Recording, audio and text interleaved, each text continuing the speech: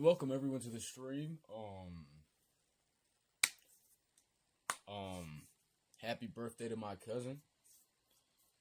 I'm deeply hungover. I'm very hungover, and I smoked a little bit of weed to help ease me over. But yeah, today we're gonna do the one thing that I always do every day of my life, and we're gonna play some Dragon. We're gonna play some Dragon Ball, and we're gonna do it. Yeah, we're gonna do it.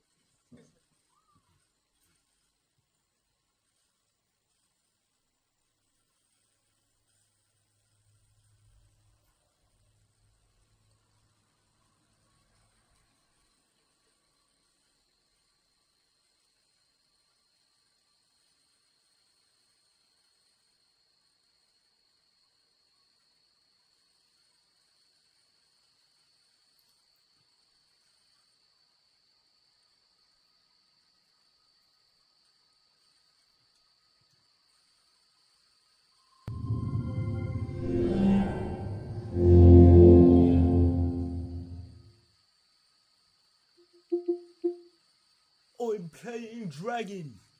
I'm playing Dragon. Oh my fucking god.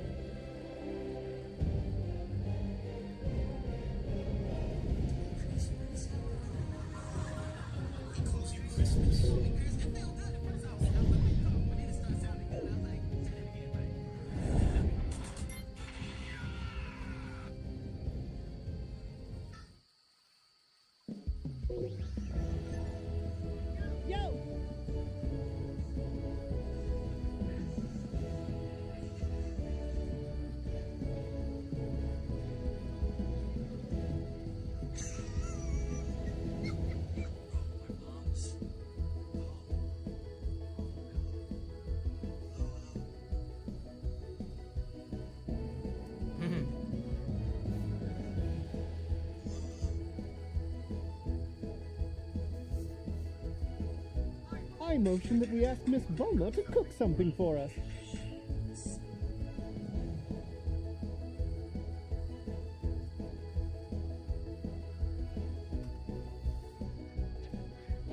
Okay, see you around. Let's see what we got. Okay, I'm gonna give this one my best shot.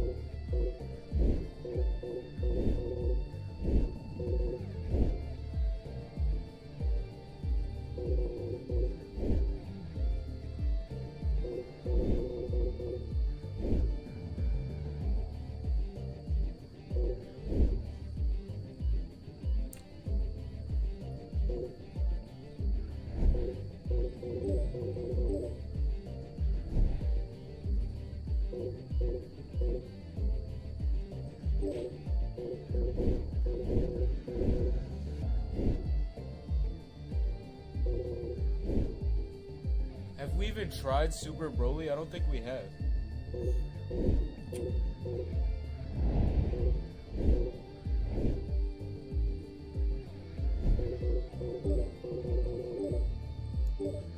All right.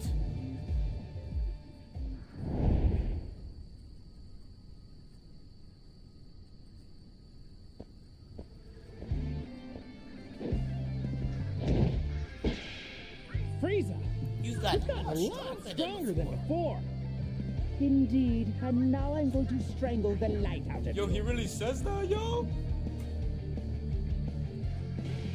Chill.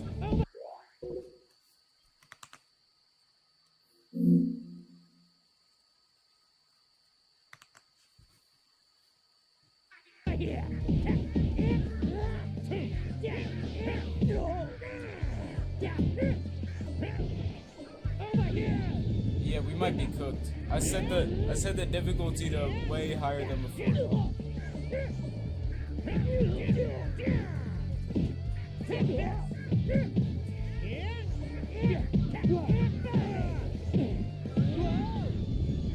I'm not done yet. He's already golden. I gotta go Super Saiyan.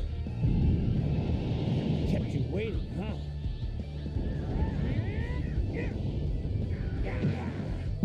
It's useless.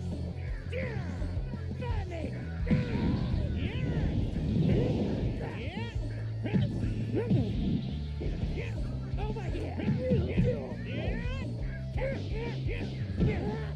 Ah,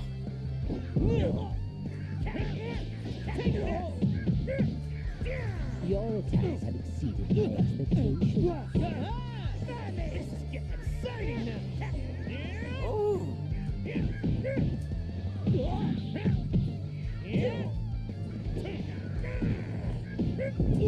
useless.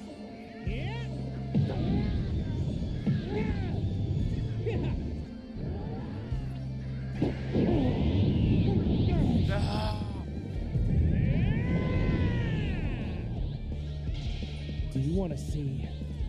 straight to Super Saiyan Blue.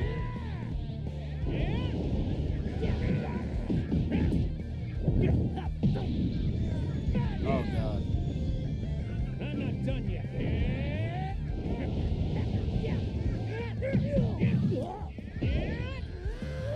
I won't lose.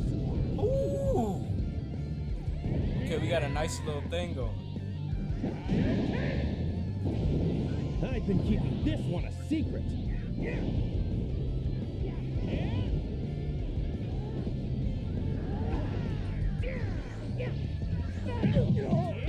It's useless. Oh, Take this.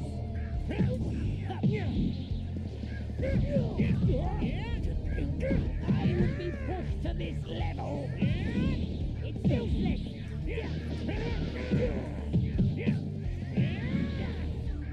bro, I'm getting pretty good at this game, bro. I'll make you regret everything you've done. Oh, I didn't even set up their team, bro. Whoops. All right, well that was a test. That was a test. Ooh, pretty nice.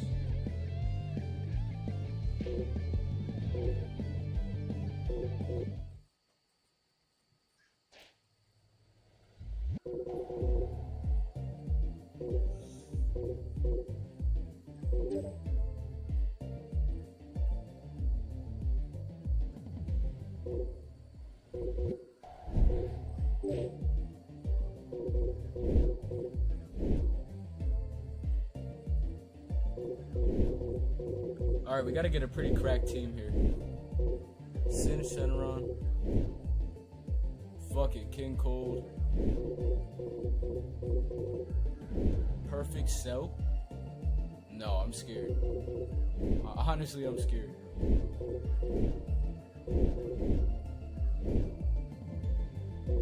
Hit? Nah.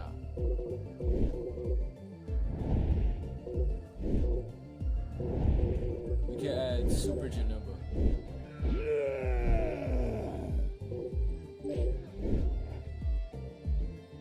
Let's replace let's replace King Cold with Cooler. And we're done. Right? Yeah. Okay. Fall back. We got Sin Shenron, Cooler, and Janimba, bro. That's who we gotta battle. Alright. Why don't we just randomly have Bojack? Let's well, because we never played him. Let's actually try to start with Bojack until he dies. Why not?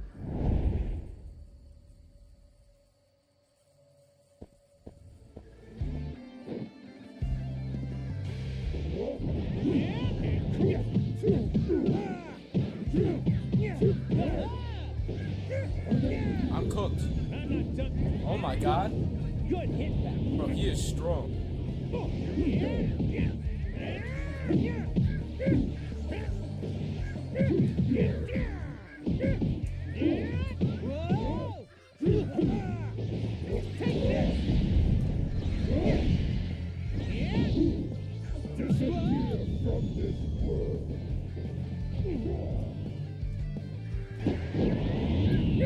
Can you beat him in Super Saiyan God? It's like the equivalent of Super Saiyan 4 versus Sin Shenron.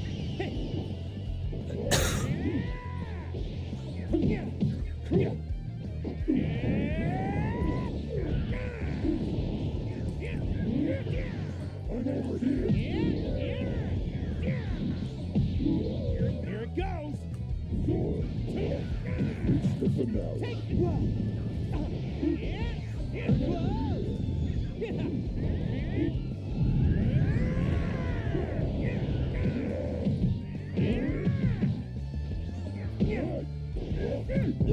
I want to fuse it into Gogeta, bro.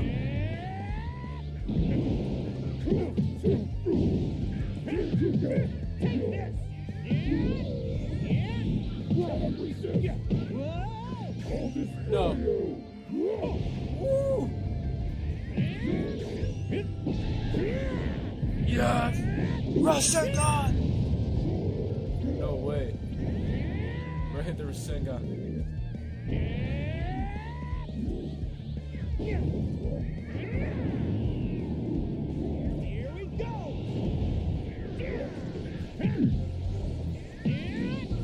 Okay, I thought I had him already. I was about to say. Take this. Woo. You gotta keep him away. Super Saiyan God is tough.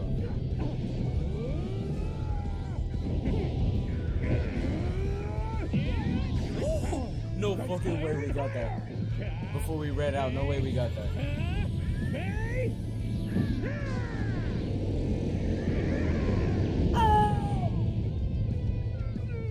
Alright, I want to be Gogeta, bro. You make a mockery of me. Here we go.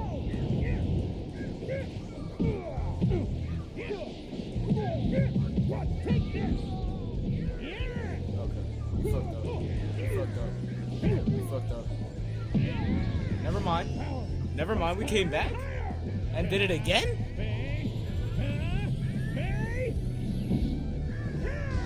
Oh my god. Oh my god, he's dead. Just Vegeta got that, bro. I'll show you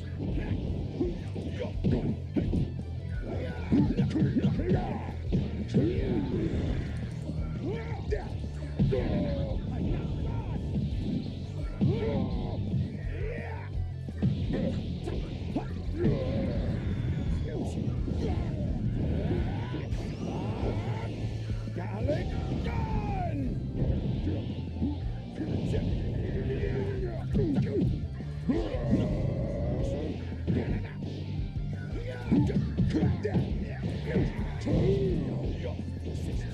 We're going to take it. That's it. What? Oh my god, bro.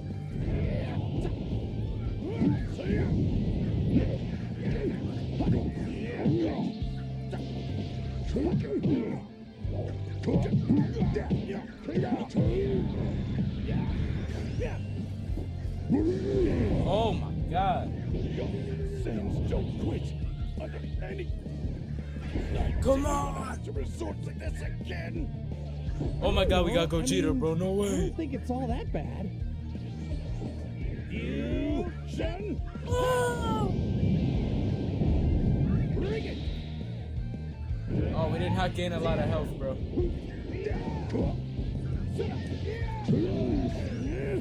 Can it save us? Alright.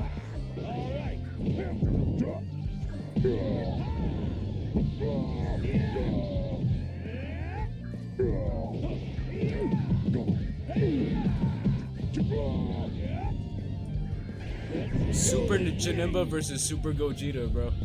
This is the iconic battle.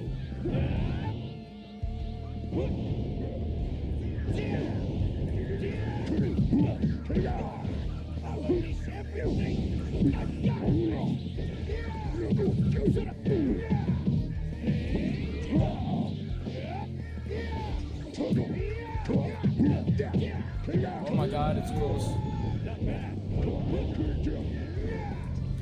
Oh my god.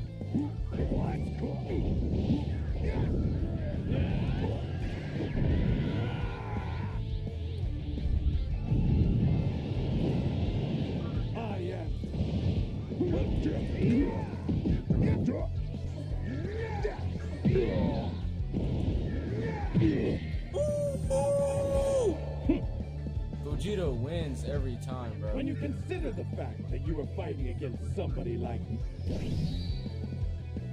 Holy. What a battle. What a battle, bro.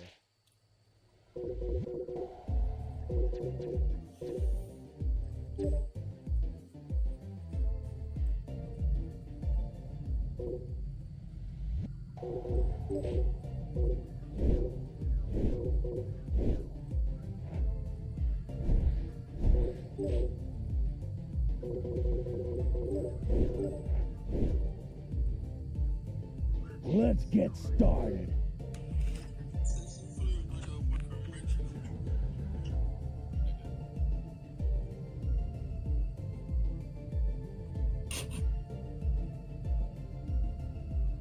Bro, what happened to your hair, bro? Bro, you gotta start looking like a Super Saiyan again, bro. Oh, because you're trying to look like a Super Saiyan? Oh, that's tough, bro.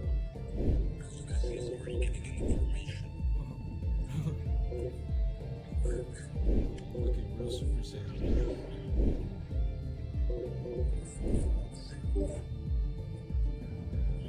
Fall back. Yes? I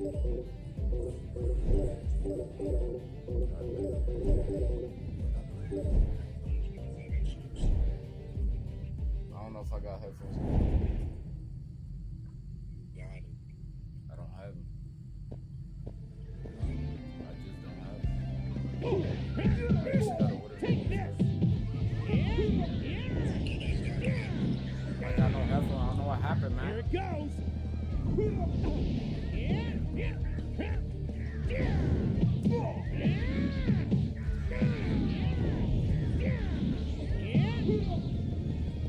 Take this.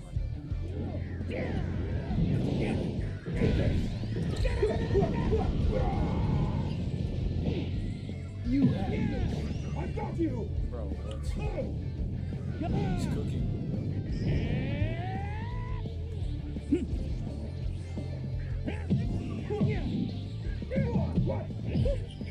I can't let him cook. Good hit back. Now, my turn. I got you.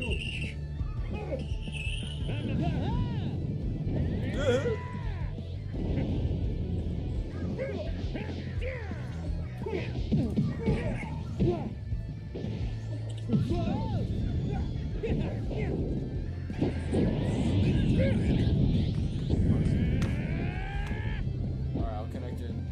I got my fucking headset. I'm gonna listen to that shit on my headset. Take this. All right, let's go.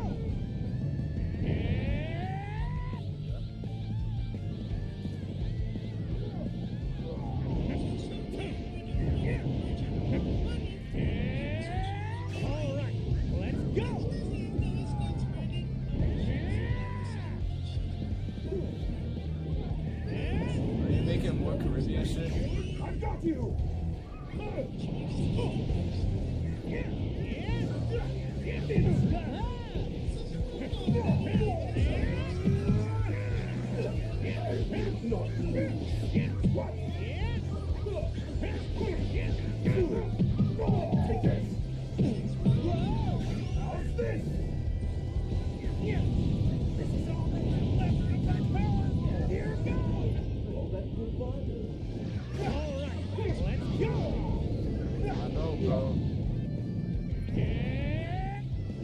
I gotta stop, bro. No, why, bro? Bro, I'm strong as fuck, bro.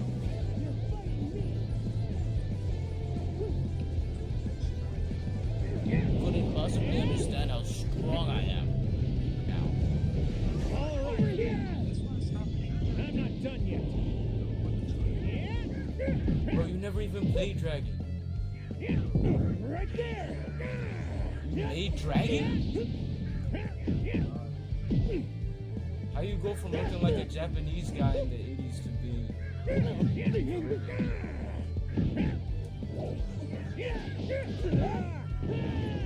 Oh, I respect it, bro.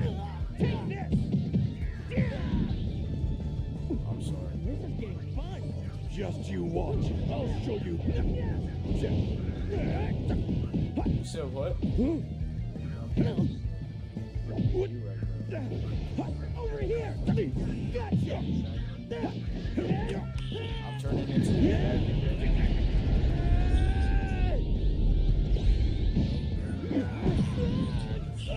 I see it. Bro, I'm turning into a Take dragon. this. Over here. Not done I yet. am the dragon. Gotcha. On my mother's life, my grandchild, you know history.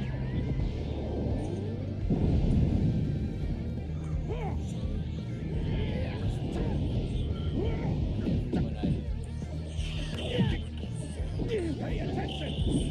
Right there. Got me impressed. What? Bro, I'll put it on dragon. Over here. I'm not done. Gotcha.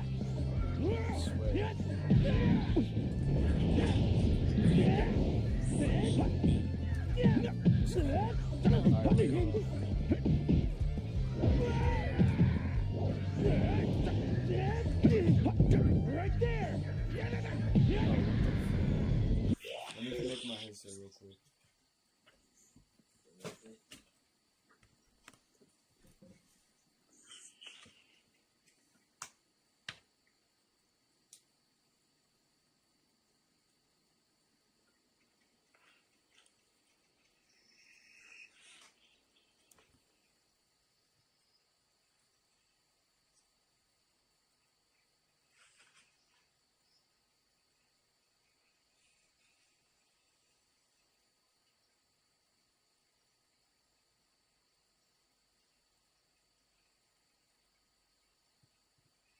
Wait, what are you looking at?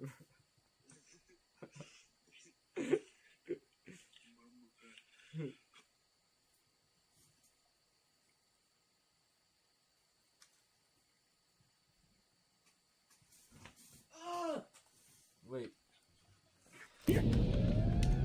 Wait. Yo, can you hear me? Alright. Okay, listen to the music.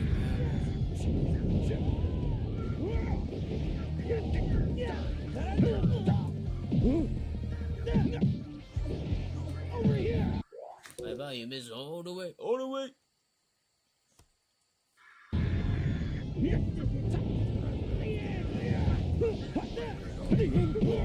I'm not beat yet.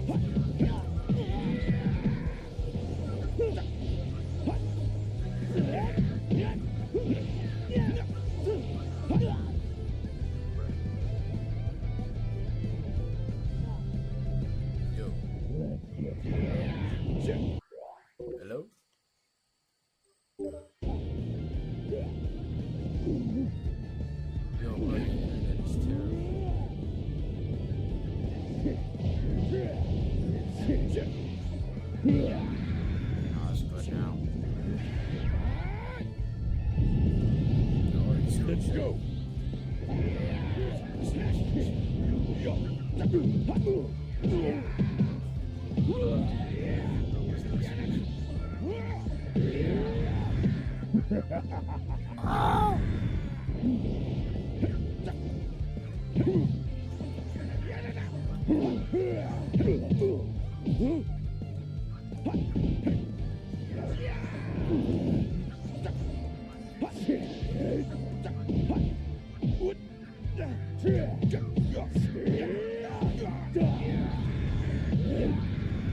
No chance. Oh my god. Saints don't quit. Any chance.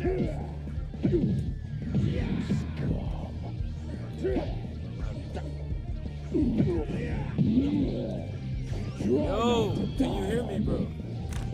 Vegeta, Yo? I think it's my turn now. Why was I on? Why was I on?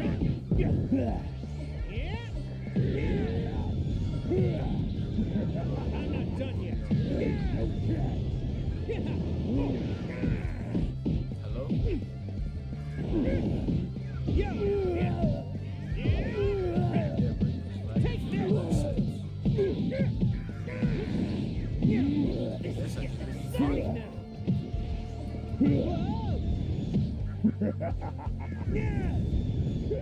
Hello, can you hear me? Bro, bro. Do you want to see? Bro. You're autistic, bro. Bro, you can hear me, right? Yeah, I can hear you good, bro. You're fine, bro. I'm listening to you say your word for like 8 million times in a row.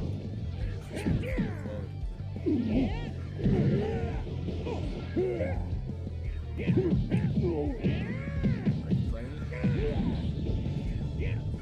Why can't I hear you? Oh my god.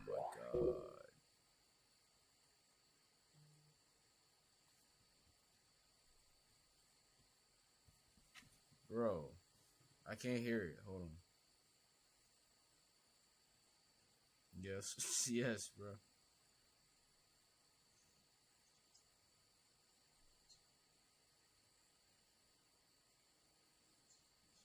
Yeah, hold on. I'm looking it up.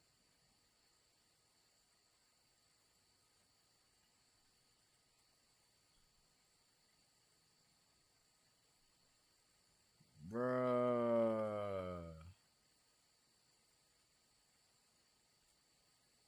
Hold on, wait. Look. No, you ain't got virus, bro. Shit.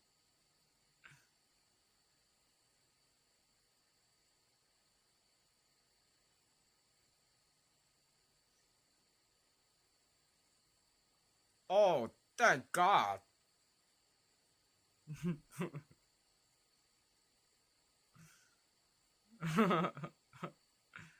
Thank God. Thank God.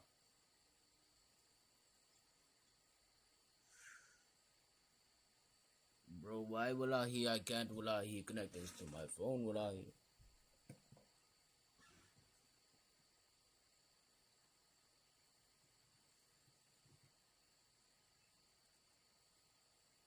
Alright, wait, try again because I connected it directly to my phone. It looks like the record label company. Oh, okay.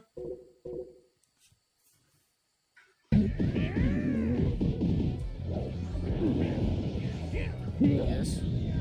No chance. Ooh.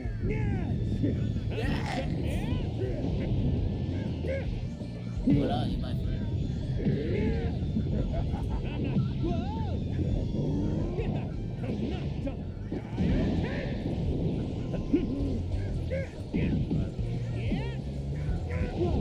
It's over now.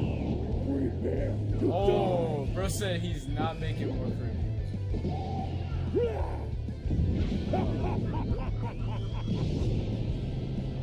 This is the end!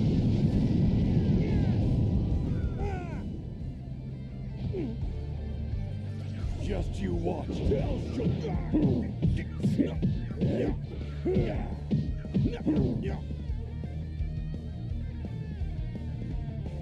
I've got him.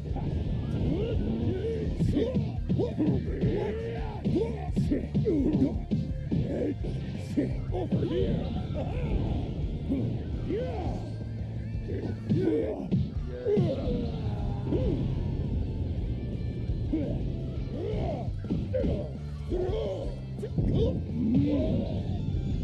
No chance.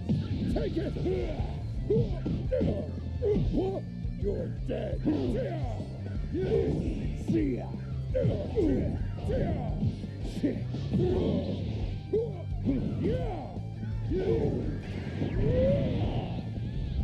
Stink us. Let's finish you off right now.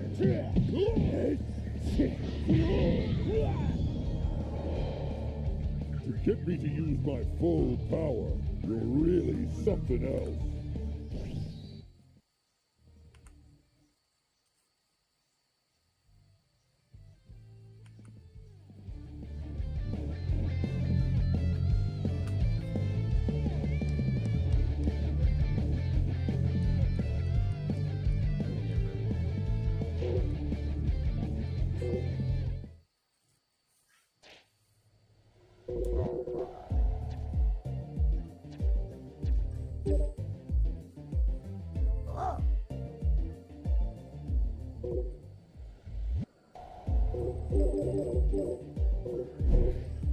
Yeah, regional.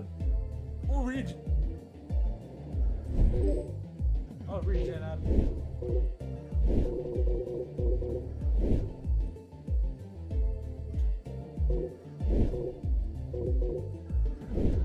Nobody's gonna thank me.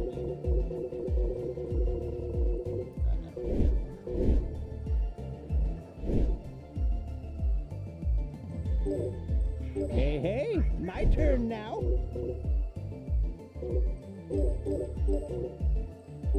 Oh shit.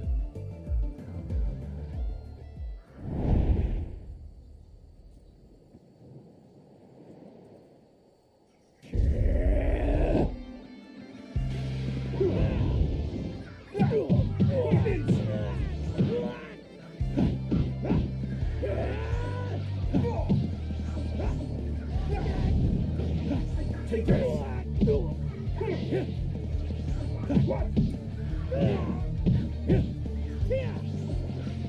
How's this?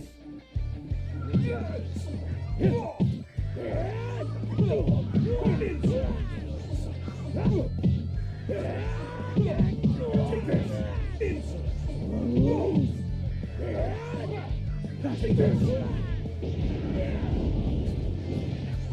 Too slow.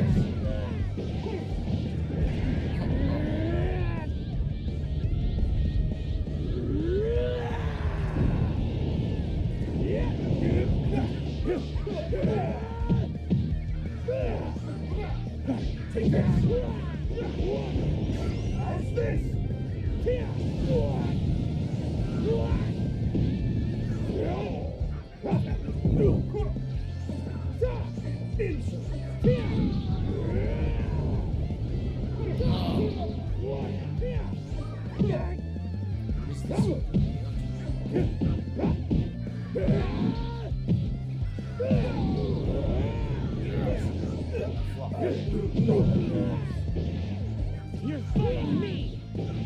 Over here!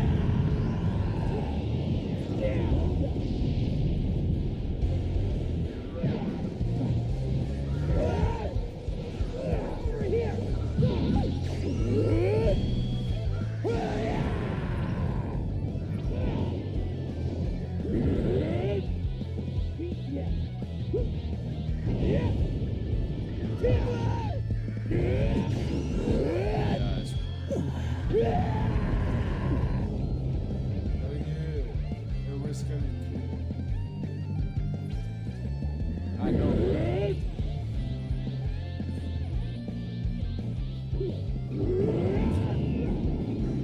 How's this?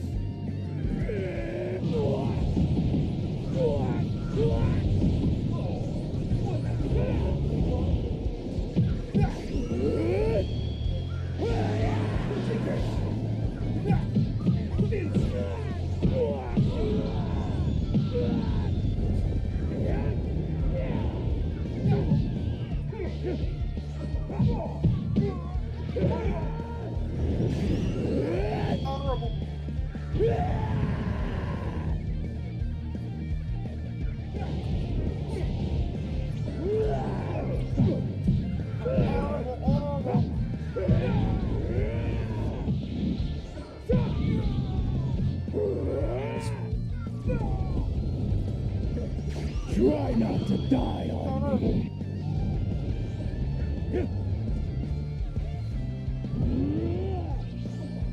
Okay, let's go.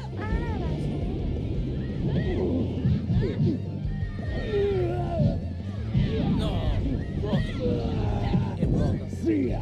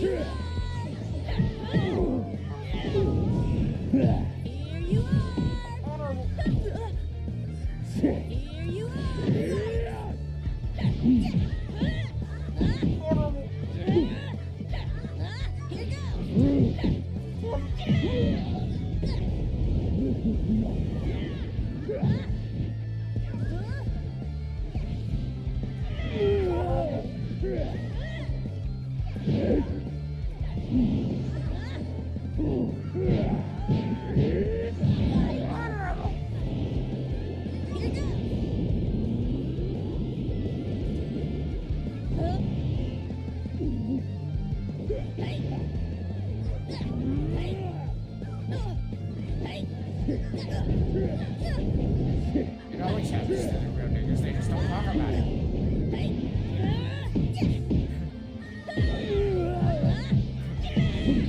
See ya. I'll call for Stacy, I don't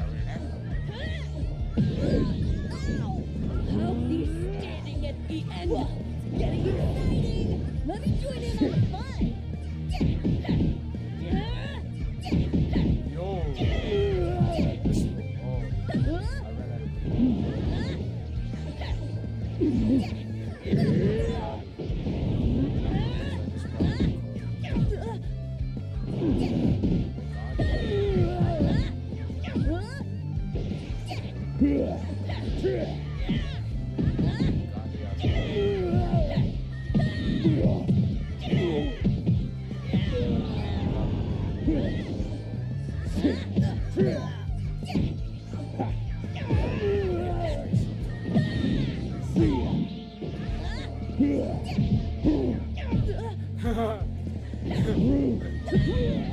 focus on no girls, bro. Just stay smooth.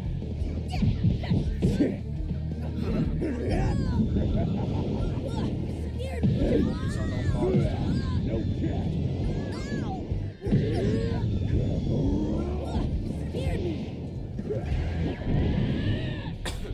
Facts, that shit is smooth. Right, let's start.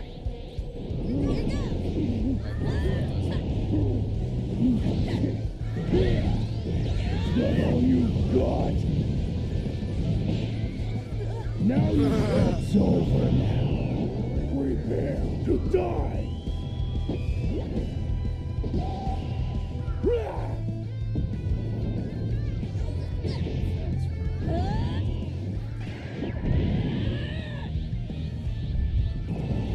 Let's kick it up a notch. Bro, you always play in real life instead of the game.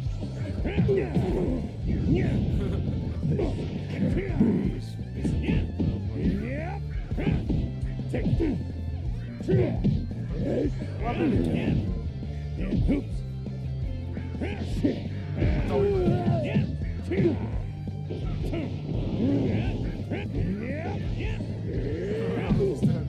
this.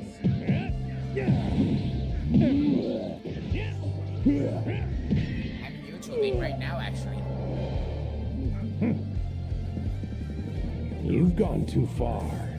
Now you gotta deal with me.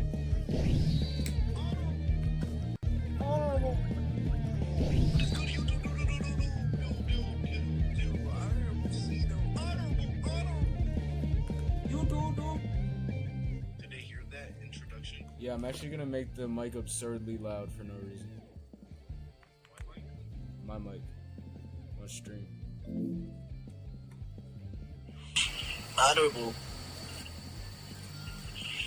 Honorable Queef Note. Alright, everyone. Welcome to the Honorable stream. Queef Note. Honorable.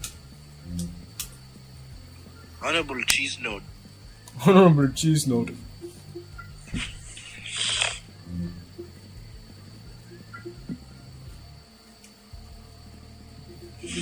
Let's turn off the game. Honorable Cheese. Honorable Depots. Honorable fucking shit. Yeah. How much money would it take for you to eat a living hamster?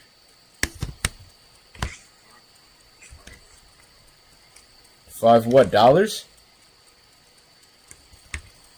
If that's what they're offering. You would do it for $5?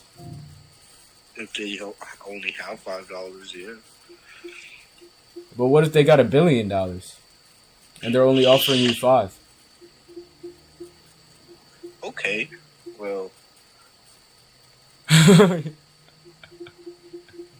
You can't do that, bro. okay, well, they don't want to give me the rest of the money. You only want to give me 5. So you're gonna do it? You can say no for free. My mama told me never say never. But you didn't say never. You said no, bro. You can't let them do this, man. It's like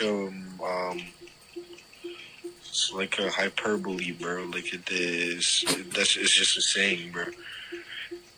It's just like, Oh, it's a metaphor simile type, John. yeah. When they say never say never. What if I say always, bro? That's another hyperbole. Is it true? It could be. Some people are half glass open, half glass closed. What if I'm... What if I'm half glass tall? That's just how you perceive it. Other people might be half glass short. Half-ass short? Yeah. Yeah, they should be full short and real short instead of being half-ass. Yeah, some people got their opinions.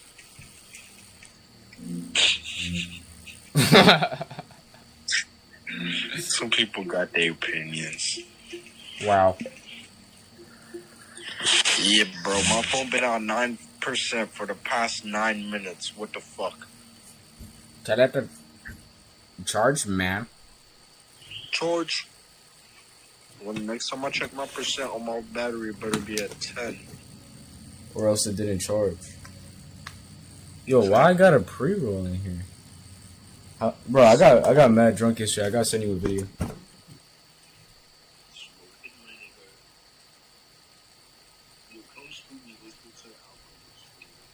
Alright, bet. There are Asian markets over here applying. Asian markets? So many Asian shit. Should I screen share or do you want to watch the video I sent?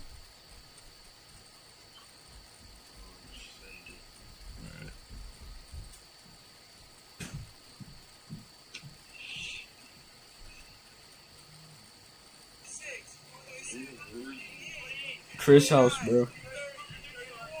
Chris's house? Yeah, bro. He threw a banger because nobody was home. Chris Cruz? Yeah, for Brandon's birthday. Random white people we didn't even know. Chris's house? Yes, bro. Where'd he get the cakes from? It's all coming out my mouth. Where'd he Fucking get the cakes from? Steve's aunt just gave it to me.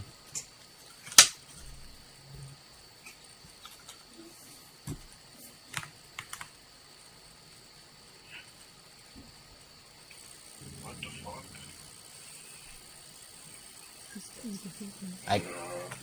I drank the beer. I should have gotten drunk. You should get drunk right now.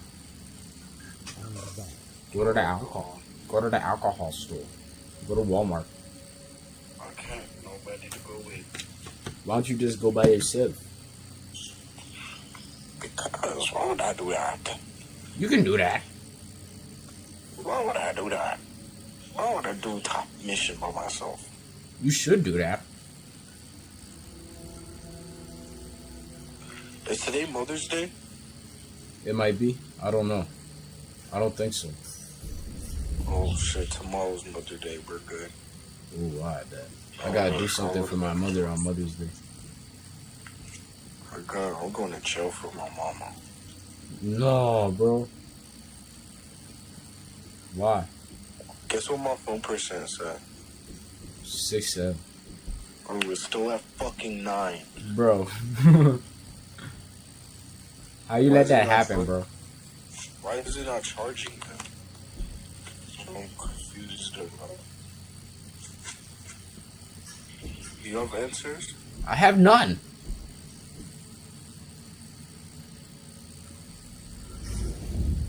Zero? I don't have any. Not because, like, bro, it's been at 9 for a good minute, bro. A good minute.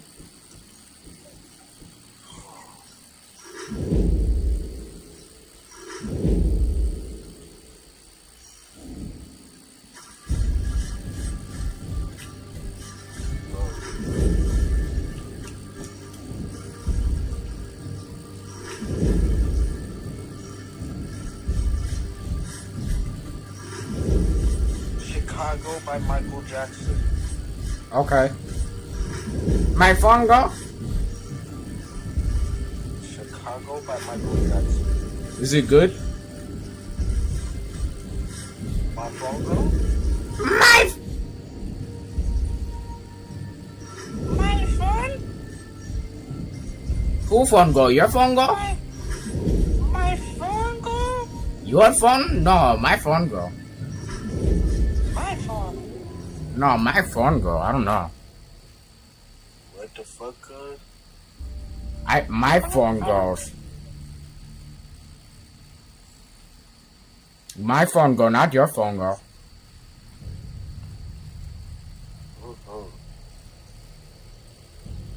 Everyone phone go.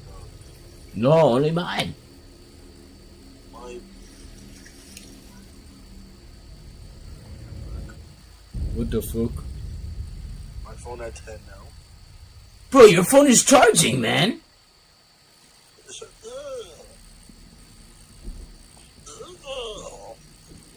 Stop complaining, man. You charging, man. You're really charging. on Twitter. No. Why you gonna go on Twitter? I'm on Twitter. Why, bro? I'm on Twitter. Get off Twitter. Bro, you can't be watching porn, bro. I'm not. You are! Why else would you be on Twitter? Right. You right. You right. I was watching porn. You right. You right. I know, bro. I know. My phone go. I know. My phone go. I know. Me phone go. Me no, girl. But remember... What? Me phone go. Me no, bro. I know, bro. Me no, me phone go. Bro, me know, bro. Bro, me no, me phone go, bro. Bro. I ain't no, bro. iPhone go. Trust, bro, me know, bro. My phone go. Bro. Trust, bro. My phone, bro. Bro. Say wallahi, bombo clad wallahi. Galahi. No. Wagandhi. From Gandhi? Yeah. Yeah, bro. Really? Well, we trying to tell niggas, but every nigga don't want to hear a nigga say that real shit, nigga. Wallahi, nigga.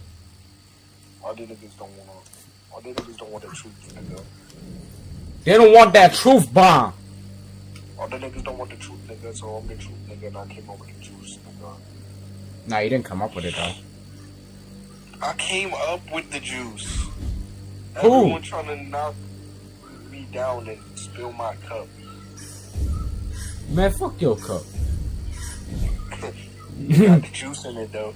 Oh, really? Yeah, I came up with it. Nah, no way. I know hella people that say they came up with it, though. So, bro, I swear that they're lying. Oh my granny, bro. That was you? That was me. Bombo clad wallahi. I did it by my lonely. Nobody does it by their lonely, bro. You must be Bro, tweaking. I had to make a couple bands about my lonely. Say swear. Swear. A couple bands? Bro, by your lonely? I had to make a couple bands about my lonely, bro. Bro, I don't know how to feel Fuck after niggas hearing trying that. to be my homies. But I had to make a couple bands about my lonely. Really, bro. Yes, bro. I don't, bro. I honestly don't know if I can support that, bro. Alright, nigga, then I want to see you make a couple bands by your lonely. Bro, I don't ever want to see anybody I know making bands. Period, bro. What? Not even by they lonely, only by nobody, bro. I You mean, want to see your niggas making a couple bands by they lonely? nah, bro. Why? That shit is for the birds, bro.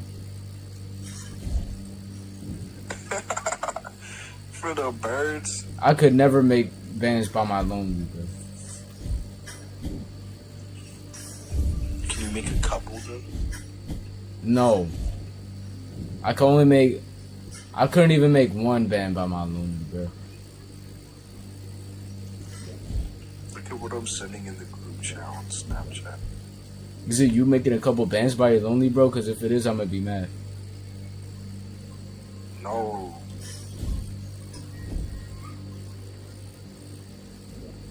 Swear. But it's not. It's not. Did you make a couple bands by your lonely? Check Snapchat. Okay.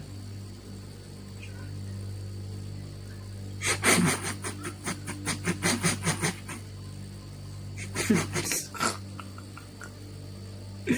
last picture just me by myself.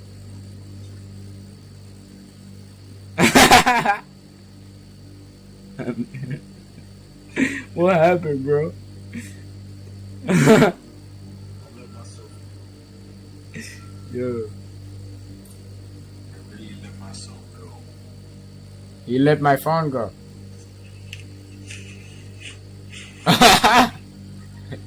Yo, I'm showing the stream.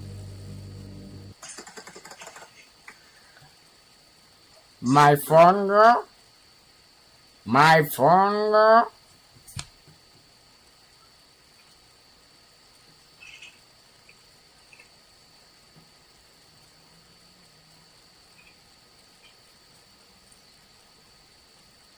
That's what I showed to the barber. Nah, I swear. That's the picture I showed to the barber. I told him to give me that. I told him to give me that. And here he said, You did not give you that, bro. that is what he did. Yo, my phone girl? Yo, tell him my phone girl.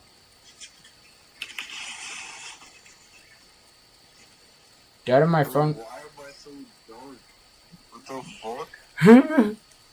Bro, this is the thumbnail. Like, I didn't even click on the link yet. Like, this is the picture that pops up when you send me the fucking. Wait, actually? Yeah. My phone. Look at I see it, bro.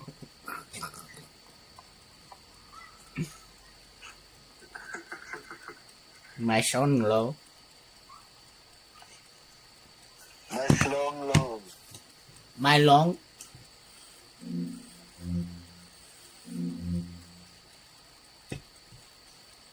Longo. Justin Longo.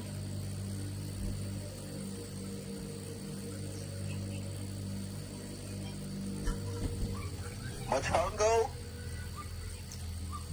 Barango.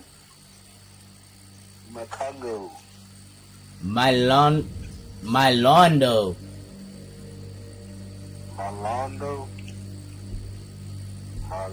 Mylondo. I'm saying.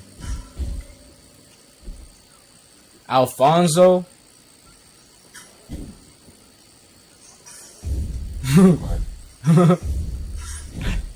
Alfonso.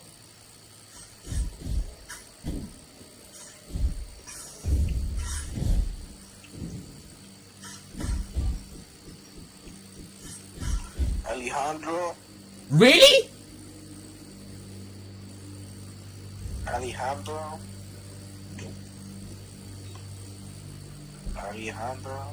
Handro?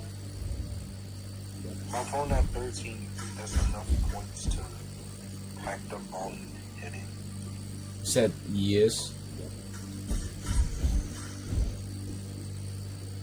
My home though? My phone go? My dome though? My provolone? My oboe? Wow. My saxophone? Yo, saxophone? Why? My hydrophone?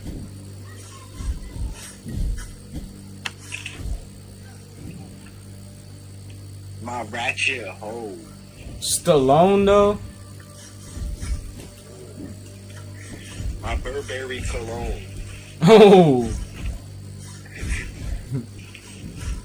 My Burberry cologne? my Burberry cologne. My home though? My 2-engine turbo? My turbo? My tumbo? That was from Drewski. Yes, bro. I tumbo? She did take the grinder. She left me with the shitty one. At least you got a grinder, bro. I'm gonna grind on you. Don't ever say that again, my brother. Exactly. So check yourself before you wreck yourself. Man, select yourself before you.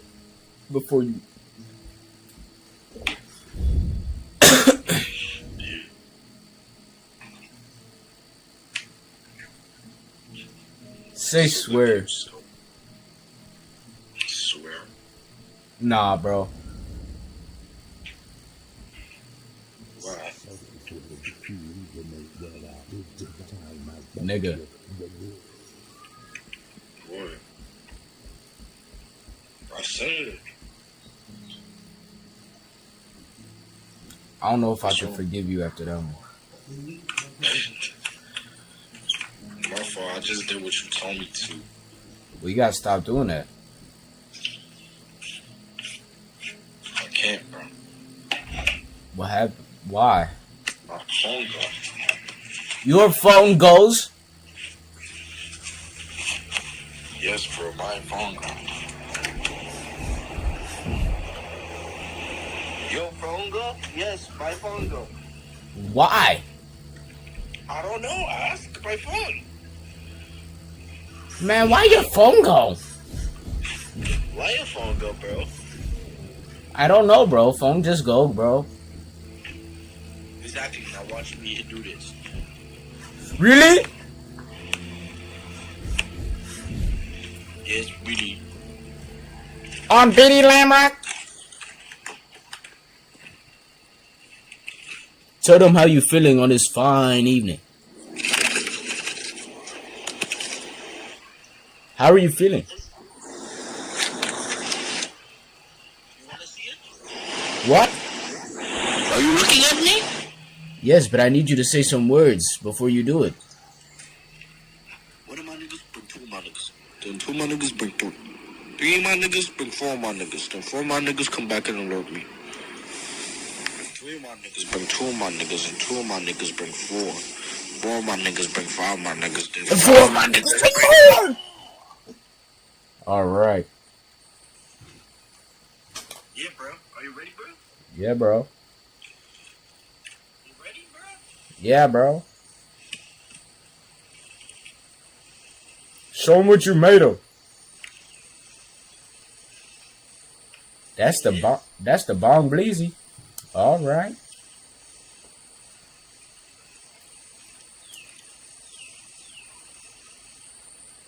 Are you hitting that shit now? Oh my god.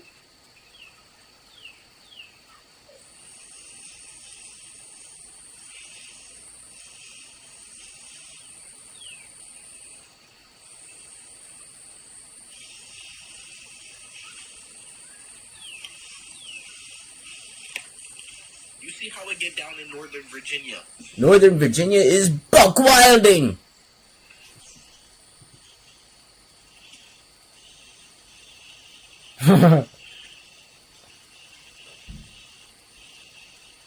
Yes, exhale it.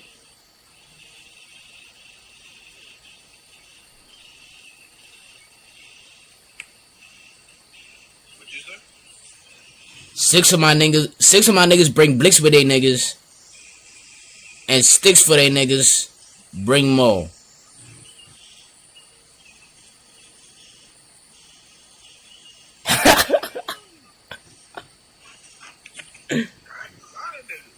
How many of them though? 12. I need you to finish it, bro. Clear that.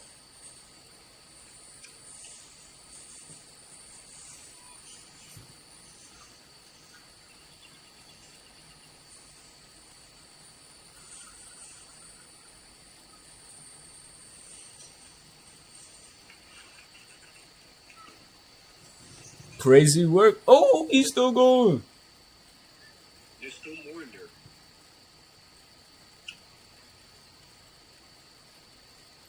Three of my brothers bring six of my brothers. And six of my brothers bring blicks with their brothers. The Blix brothers bring tricks with their brothers. And sticks for their brothers bring more.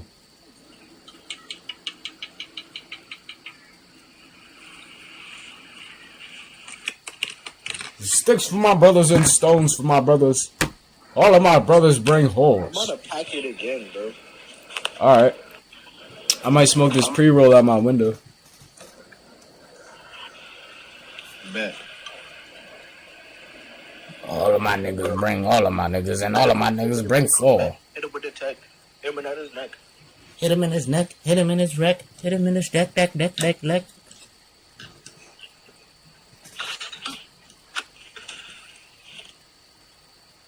trying to record song? I don't got headphones. Why? I don't know, but I ordered a Blue Yeti. Why? I don't know, but now I got it soon, so it's alright. Because it's cheap. Would you rather spend $1 billion on a good one or spend $2 on an alright one? I'm gonna give you the real answer because I already got Blue Yeti. Okay, what's the real answer? Spend $1 billion on a good microphone. How do you know that's the real answer and not the fake answer? Because this is my experiment that I pulled. Bro, there's low-key an entire family mess up. Have you thought about killing them? Yeah? Do it. What if I don't, though? You're a pussy. Swear. I swear, that's what they told me. Who? My family outside, they said, come kill me or you pussy. Oh, word? Yeah. 6 of my brothers bring sticks with they brothers. 6 of my niggas bring dicks with they niggas.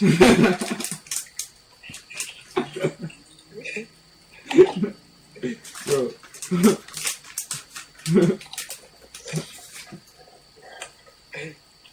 All of my niggas run licks with my niggas. All of my brothers go home and hug their mothers. All of the chickas bring.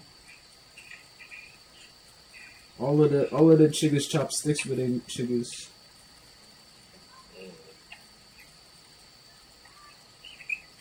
And all of my chickas eat floors. 6 of my chickas eat rice with the chickas. I'm nice with the chickas, my lord. And then 6 of my nuggets I made in the oven. The others I dropped on the floor. Ooh! All of his nuggets, he dropped with the nuggets. There's cops with the nuggets on all 4s. Damn.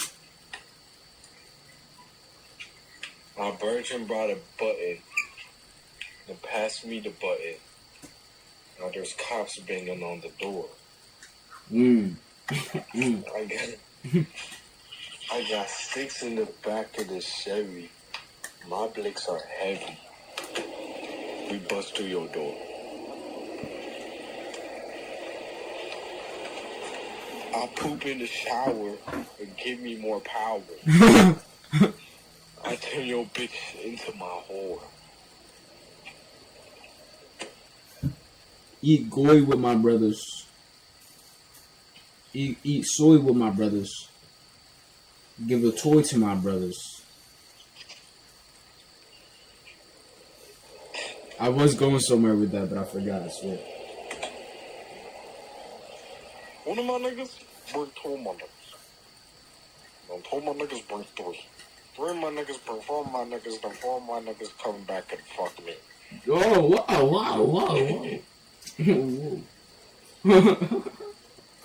Some of my niggas bring 1 of my niggas. Then 1 of my niggas get on all 4s. No. 4 of my niggas get butt naked and they come running through the front door.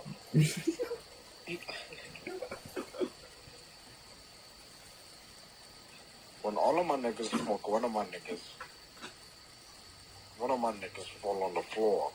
1 of my niggas plus 2 of my niggas equals the sum of my niggas. That's law. Oh.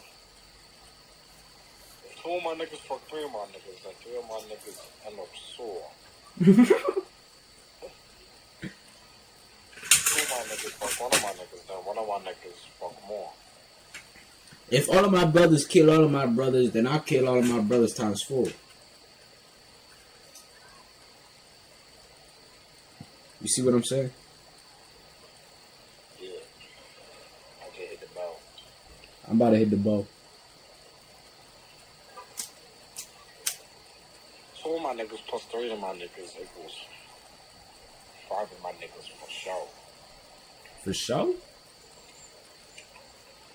How can you know for sure? Quick mathematical.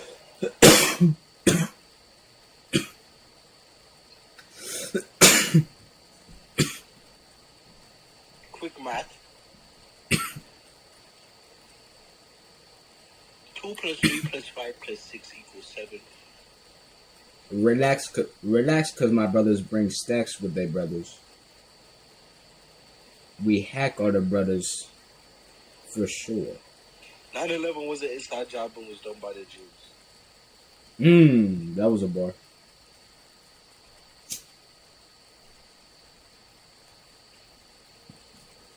All my bars are real and nostalgic. You're so nostalgic after the 9/11 day.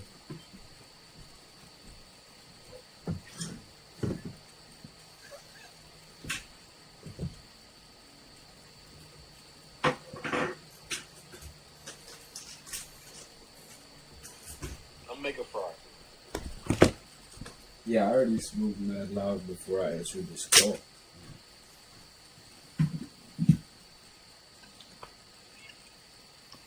I may be there. Wow, bro. My fucking camera froze right when I smoked.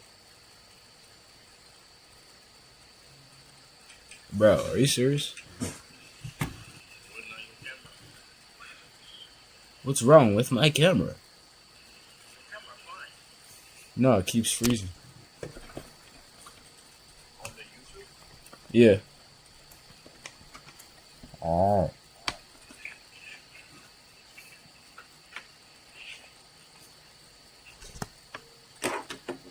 Lesbian wiggers bring gay all the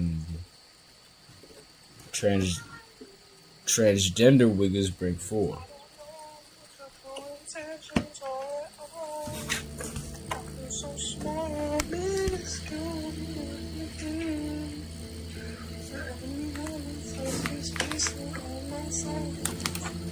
I see them all, keep on doing it. La la la la la la la la la la la la la. Sometimes. Cause I don't know its true intentions of it. I feel so small, baby, it's true as it I feel so small. I feel so small. That's that real nigga shit, bro. Only Really? real niggas listen to that shit, bro. Only the real ones? Yes, bro. According to really. You trying to run Roblox? Rosteezy? Yeah, I'll pay on my phone. Alright. Word?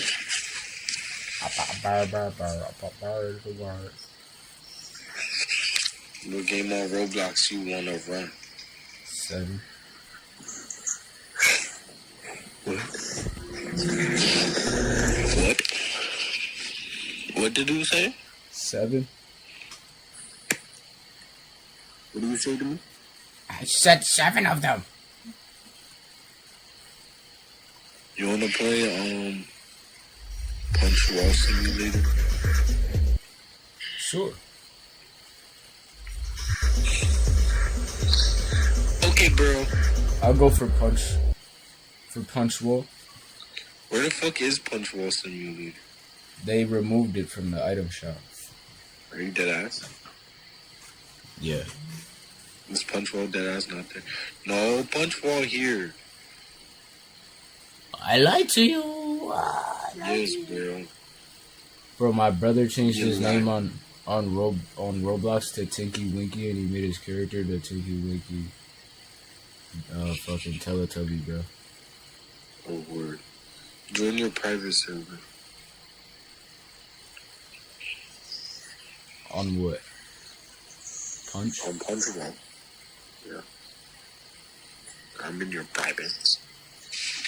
What? Mm. Now I might not even join that shit. I'm in there. On Punch? Yes, bro. Yo, I want some chicken nuggets, bro. Yeah, bro, order me some chicken nugget. Nah, I ain't got no money, bro. New World, China.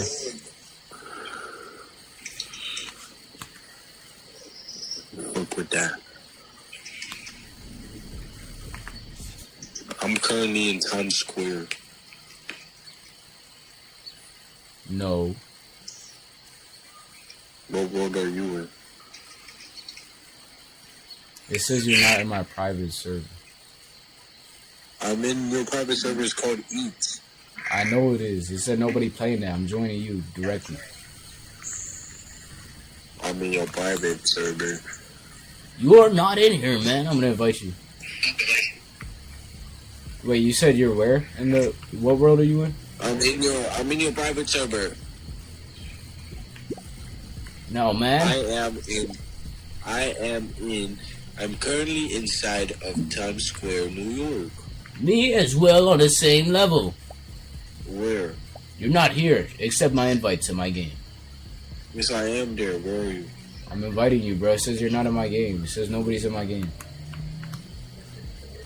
Bro. Join me, bro. Not here on video game. You just joined me, bro.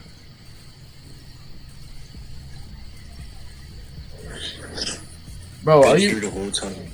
are you ready to push this wall, bro? I was born ready. Alright, let's go.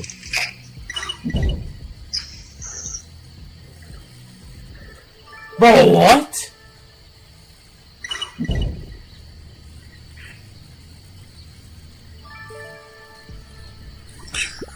I'm going crazy, bro. Bro, I'm destroying everything in one hit. Me as well, brother. Bro. What's your power level? 5.86 AB. I am 23.33 AB. I see I'm stronger than you, my brother. I don't agree. I literally am stronger than you. Let me see. Now I'm about like 4 times yours. No, bro, I'm stronger, bro. Alright. I'm stronger, bro. You must get strong, bro. What are you doing? I'm training. I'm training. I'm collecting my W's. Is there anything to make myself get more wins, bro? Go crazy. There's gotta be like a thing I could drink to like make me train more. There's the meats. You got Robux. Ooh, no. Wins times 2 for 30 minutes. That's what I actually wanted.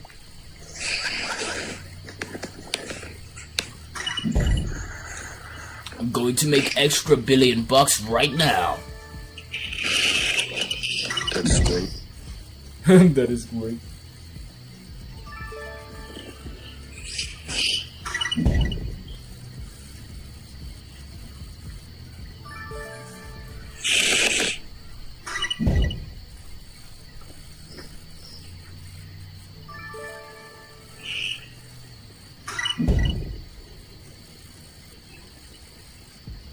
I'm training.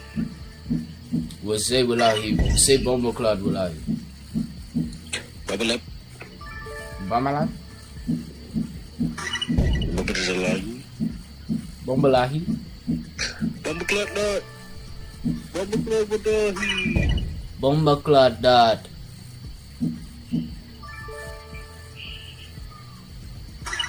Yep. Bomber clot that. Yeah.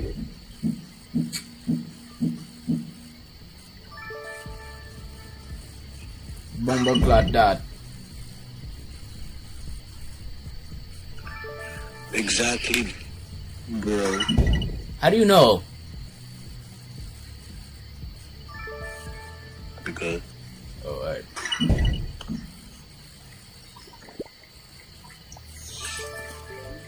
I need 6 billion. I could do that. Yeah. How many trophies you have?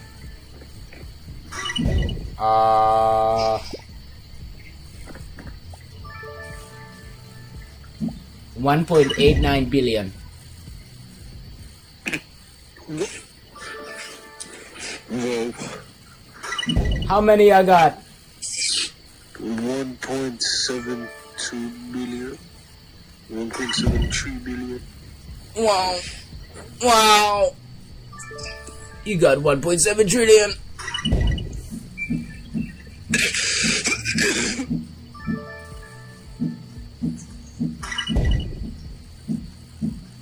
I'm just doing it.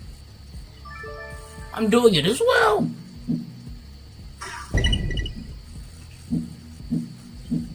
Yeah. It's just what I do. Where are you at now? Just going crazy as usual. I see you slowly running in the background. I'm just doing what I do. You already know. I may have an idea as to one of them. Wait. Right? That's what I'm saying. I do everything. No, you don't do all of it, man. I know you. You don't do all of it. I do everything, bro. No, you don't. No, not everything. I swear. Maybe all of the things, but not everything. Bro, remember when we bought this shit and they didn't give us this shit, bro? Yes, bro. That was kind of sad. No, that was bullshit. Bullshit, man. Facts. Box. Box. Fuck. Fuck.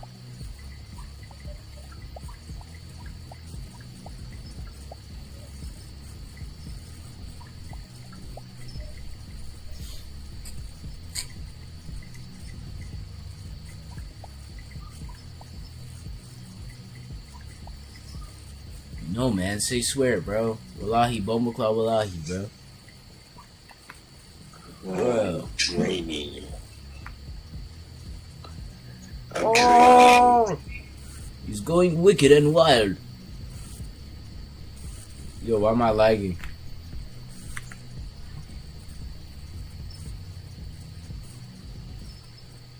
Bombaclaw, wallahi. I'm lagging too, bro. Is it just this game, bro? I think, bro.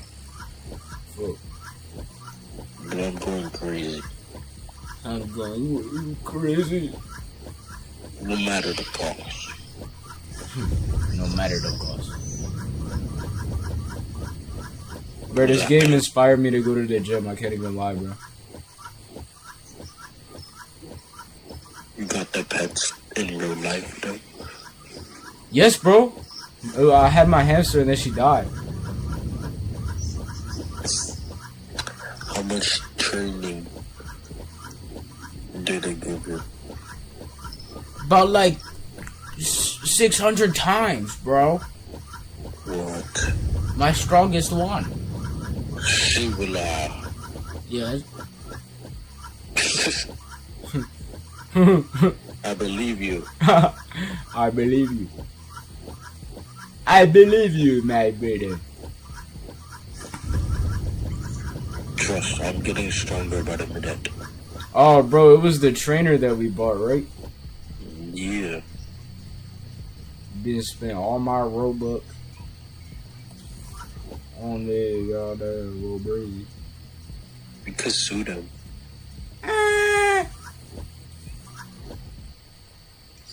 I'm getting the You buff. could- What? I'm getting the buff Scarecrow. Bro, why is this game so laggy, bro? Only gay niggas get that one. Bro, are you serious? Yeah. No Scarecrow. Yo, swear I bought it and it gave me nothing. Better didn't learn anything. The history repeats itself. No!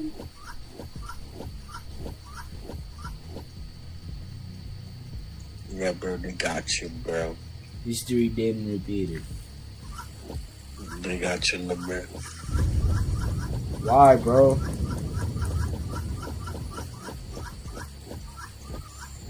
This is how it happens. Why, though? Why is it happening like this in this way? Cause, bro. You don't learn. You don't learn. I'm learning. Don't learn. I'm learning. You don't. You not learn. Exactly. You not feel learn. I'm training and I'm getting stronger. I wanna do that.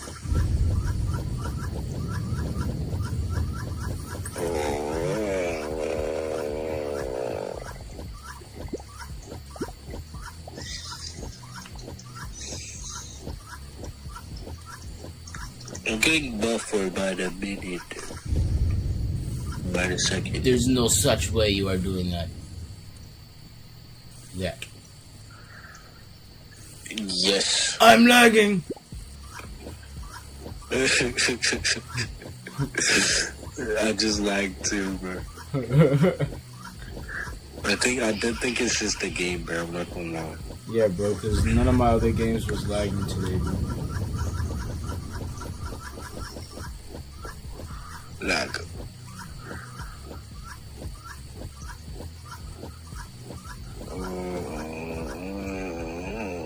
Ah! I'm lagging! So much. I can't see any. I'm going now. I'm going. Let me stronger. Yo, we're too strong. We're breaking the game, bro. Bro, I'm surprised there's still people stronger than us, bro. Nah, bro, I'm not. Bro, how the Alright, bro, we're the number one. are we? No, bro. Oh. But like, we just number one in general. Oh yeah, we are number one, bro. We could beat all of them in a fight, no problem. Like real life, bro. Put us against any real player of this game. Yeah, bro. Killing them, bro. We're killing them. Bro, I'm Lagatron. Hello. Hello. I'm Lagatini as well.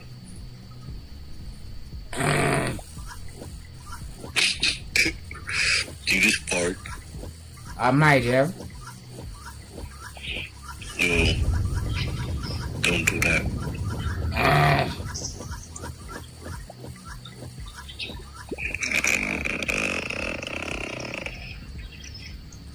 I'm Lagatering as well. I'm like, but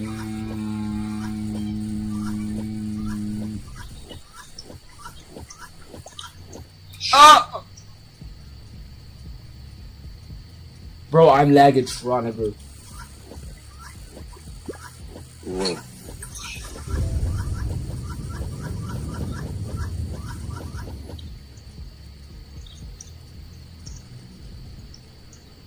All I gotta do is log into this game tomorrow and I get a pet that is times 830 my best one. Cap. Wallahi blumbakat. You gotta click on the calendar button to see, bro. in the top right.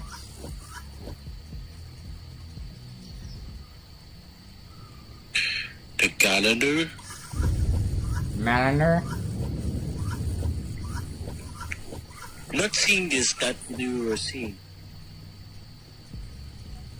What happened to your MacBook, bro? What? What happened to your MacBook, bro? It's out of gas. Probably with the water. It's out of gas? No, it's on the desk. Oh. I don't want to go on it. I'd rather play my phone. My phone, girl. My phone? Exactly, nigga. When does your phone go? Precisely. Now. What? Bro, we're losing games because it is lag, bro. Facts. Factual.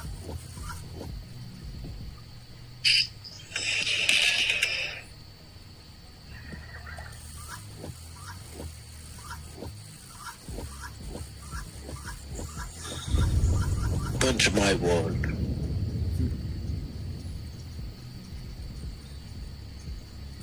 Oh my god. Hold on.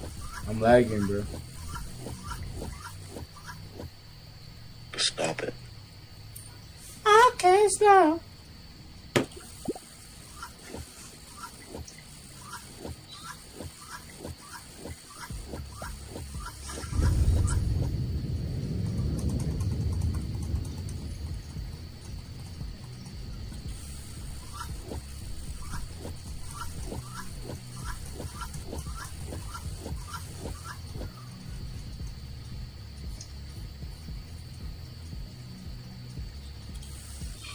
Bro, it is literally pausing my games because it's lagging.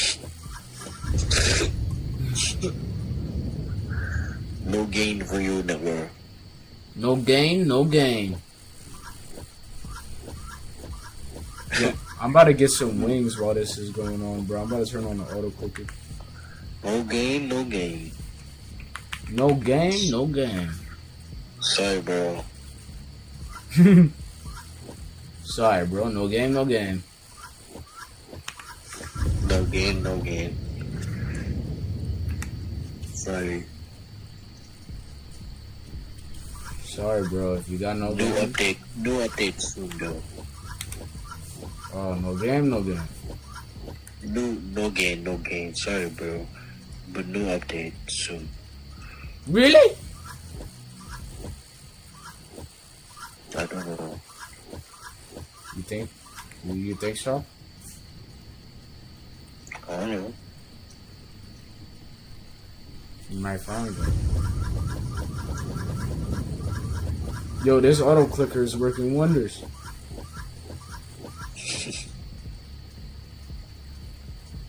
Alright, I'm literally gonna leave this on stream while I go get wings, bro.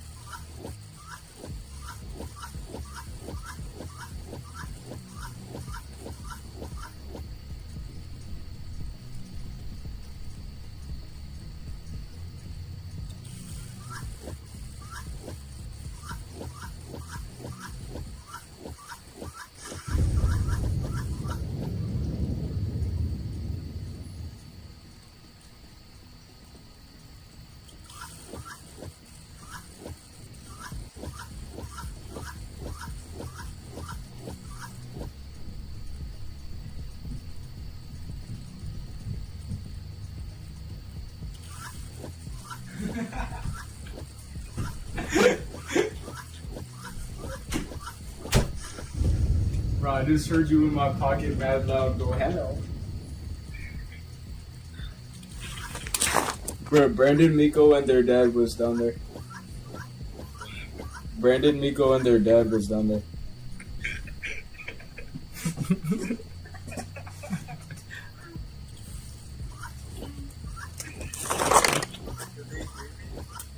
I think they did. I think they heard you, bro. I got donut. That's not even bad though. I didn't say anything bad. Oh. I said I do everything good. Everything okay. I'm leaving this game, bro. This game ass. Bro, what the fuck? I love the game. The game ass. But look at this, bro. Look at my face on screen. What the fuck? How did you get there? I don't know, bro. This game is trash. What are you doing to hack this game? Are you hacking? Thank you for sunshine. Thank you for sunshine. Thank you for rain. Thank you for sunshine. Thank you for rain. Thank you for day. Thank you for fighting. It's a beautiful day. It's a beautiful day. Hey. Is that you?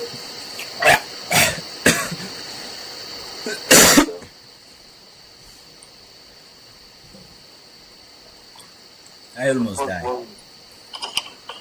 What the fuck, yeah.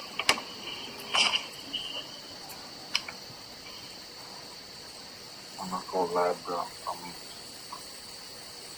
I'm about to go lay down and go sleep. You about to go sleep because you fried? Go keep it. Shit. Alright, bro. I'll catch you on the flip side breezy, bro. I'll catch you with on the flip cheesy. Alright. Good reason. Alright, good breezy, bro. Oh. Today, my friends, we are going to end off the stream by watching YouTube once again.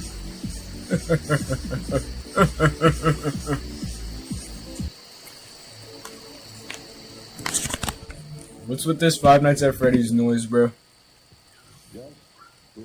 Before the Sparking series became one of the most beloved Dragon Ball franchises ever made, it started as a bit of an experiment. In the early 2000s, Dragon Ball games were in a pretty good place. Titles like Dragon Ball Z Budokai and Budokai 3 had proved that the franchise could work extremely well as a 2.5 fighting game. Had proved pretty good place. Titles like Dragon Ball Z Budokai and Budokai 3 had proved that the franchise could work extremely well as a 2.5 fighting game. But after the success of Budokai 3, series producer Daisuke Uchiyama started thinking about where the franchise could go next. Because as good as the Budokai games were, they were still essentially 2D fighters, and fights in Dragon Ball Z are anything but two-dimensional.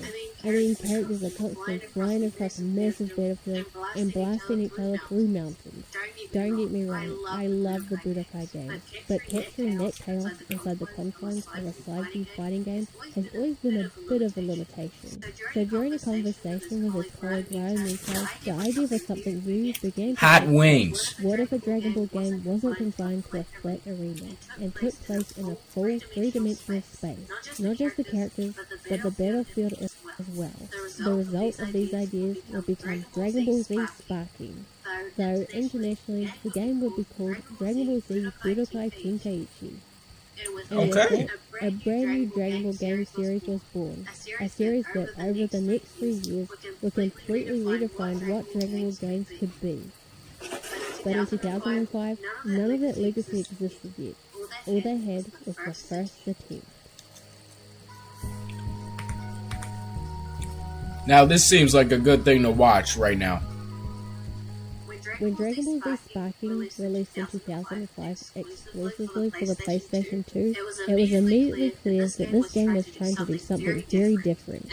Instead of the traditional side view fighting that fans were used to from the Budokai games, Sparking introduced fully three-dimensional arena battles.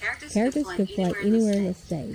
The arenas themselves were massive compared to anything Dragon Ball games had attempted before, and in theory, this sounded like the perfect way to translate the chaos of Dragon Ball fights into a video game. In practice though, the first attempt was a little rough. The transition from a 2D game to a fully 3D game is something a lot of franchises struggled with over the years, and Sparking definitely shows some of those growing pains. Almost every action in the game has a slight delay. Characters feel a bit stiff to control, that's the simplest way I can describe it. Dashing is especially awkward, since there's a noticeable delay both when starting a dash and when trying to cancel one. That means you'll often miss opportunities to close the distance on your opponent or overshoot where you're intended to go entirely. And when that happens, the camera tends to completely lose track of the action, and in a fighting game, that's not ideal. In fact, the camera is probably the single worst aspect of this game. It constantly struggles to keep both fighters in view, often getting stuck on environmental objects or zooming in far too close to the player's character. Sometimes it focuses so much on your character's back that you can't even see your opponent. Once locked onto an opponent, your movement becomes relative to them. You can dash towards them, circle around them, and pursue them across the battlefield. This will become a defining aspect of the series. But the lock-on system itself can be inconsistent. It will sometimes break if you try to circle around an opponent, instead of attacking them directly, forcing you to retarget them mid-fight. It's one of those systems where you can see what they were going for, but the execution isn't quite there yet. Still, even in this rough first entry, the foundation of something special was already starting to form. Despite its rough edges, the combat system in Sparking is actually more complex than it first appears. Melee combat is fairly straightforward at first. Consecutive attacks trigger combos. You can modify those combos by changing your directional input. But the real depth comes from the contextual mechanics. Blocking can defend incoming attacks, but if you time a directional input just right, when your opponent strikes, you can teleport out of the way and immediately counterattack. It's a mechanic that rewards both timing and positioning, giving fights a layer of strategy beyond simple mashing attacks. Then there's the mobility. Unlike previous Dragon Ball games, characters in Sparking can fly freely through the battlefield. You can ascend, descend, and move all directions while fighting. And while the camera sometimes struggles to keep up, the sheer freedom of movement was something Dragon Ball fans have never experienced in a game before, which is something that we all take for granted in this modern era of gaming, but this was groundbreaking for the series at the time. There is also a surprising amount of detail in the game's radar system for some reason. In the bottom corner of the screen, the radar helps track your opponent when they're out of view, but how that radar works actually depends on the type of character you're playing. Characters like Goku and Krillin, who can sense ki, will see a faint white circle showing roughly where their opponent is located. Characters that rely on scouters like many of Frieza's soldiers can see their opponent's exact location unless their scouter gets destroyed through battle damage. Then they're completely fucked. And of course, there are androids, who don't show up on the radar at all. This attention to detail would eventually become one of the defining traits of the entire series. Every character in the game also has access to their own unique special attacks. These are called finishing moves and super finishing moves, and they function similarly to supers and ultimates in other fighting games. They consume ki and often come with flashy animations that recreate iconic attacks from the series. There's also another type of ability called favorite moves, which consume a separate resource called the favorite gauge. I know, very creative. These moves don't deal as much damage, but often provide buffs or tactical advantages during a fight. And if you fully charge your ki while holding at least one favorite gauge slot, you enter max power mode. In the Japanese version of the game, this mode is actually called Sparking mode. So really, the international release should have been called Dragon Ball Z Max Power. For some reason that name makes me think of a type of toothpaste. While in this state, you gain access to special attacks, and your ki consumption becomes far more flexible. It's a fun mechanic, though in this first game, it's still a bit underwhelming compared to how it would be evolved in the sequel. But again, this is the theme you start to see with Sparking. Almost every system feels like the first version of something that would later become much better. The story mode in Dragon Ball Z Sparking is called Z Battlegate. Instead of presenting the story in a strictly linear format, the game divides the Dragon Ball timeline into different battle gates that represent specific arcs. You can start with the Saiyan Saga, the Frieza Saga, the Android Saga, or the Majin Buu Saga. This level of freedom is actually pretty cool. The downside, however, is that the difficulty curve can become extremely inconsistent, depending on where you choose to start. But the bigger issue is that the storytelling itself is pretty bare bones. At the beginning of each battle gate, there's a short narration explaining the setup, and another narration plays once you finish the gate. Outside of that, most of the story is conveyed through short character interactions before fight, and unfortunately these scenes are about as exciting as two mannequins standing across from each other. The character animations are stiff, the staging is extremely basic, and the presentation overall feels pretty limited. It's clear that the developers put far more effort into the combat system than the storytelling. One thing Sparking absolutely nailed right from the beginning was the roster. When the game released in 2005, it featured the largest character roster ever seen in a Dragon Ball game. On the cover, it says the game includes 90 characters. However, transformations are counted as separate characters, so if you remove those, you're left with about 49 unique fighters. But even that number was extremely impressive at the time. More importantly, it wasn't just about size. The roster did its best to provide variety, with different character types that each played a bit differently. One odd limitation in the first game, however, is that characters can't transform during battles. Transformations exist, but you have to select them before the match begins. But even with that limitation, the roster was still incredibly ambitious for its time. Looking back today, Dragon Ball Z Sparking is a very rough game. The camera is sort of frustrating, the controls feel a bit stiff, and many of the mechanics clearly needed more work. But even though the first game was far from perfect, it laid the groundwork for something much bigger. It started building many of the systems and features that would eventually define the entire series, and over the next 2 years, those ideas will be expanded and perfected, because Sparking wasn't the peak of the series, it was only the beginning. Your kid is hurting, and there's nothing you can do about it.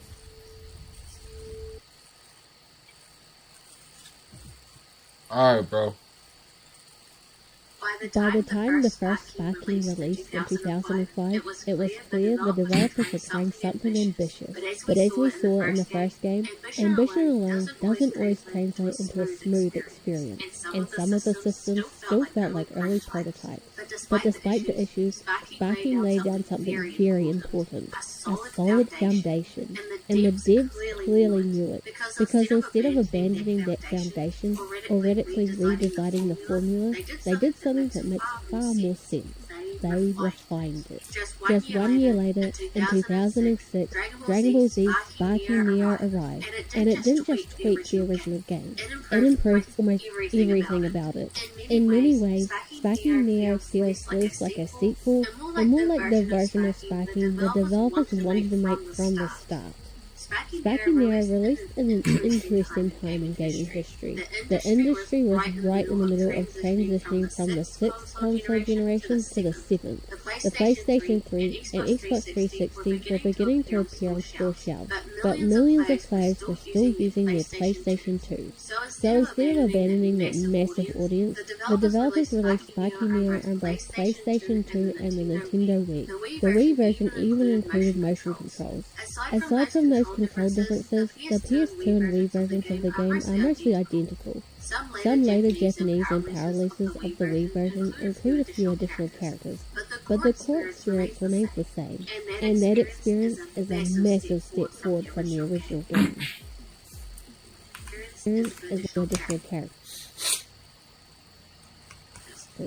But the core experience remains the same, and that experience is a massive step forward from the original game. One of the first things you'll notice when starting Sparking Neo is how much better the game looked. The original Sparking had a somewhat blocky appearance, but Sparking Neo fixes that almost entirely. The cel-shaded art style really shines here, with bold outlines and vibrant colours that make the characters pop against the environment, and it would stick with the style for the next entry as well. The character models are better, and the animations less clunky, which not only improves the visuals, but also how the game feels to play, and that brings us to a real improvement. The real evolution of Sparking Nero was how it played.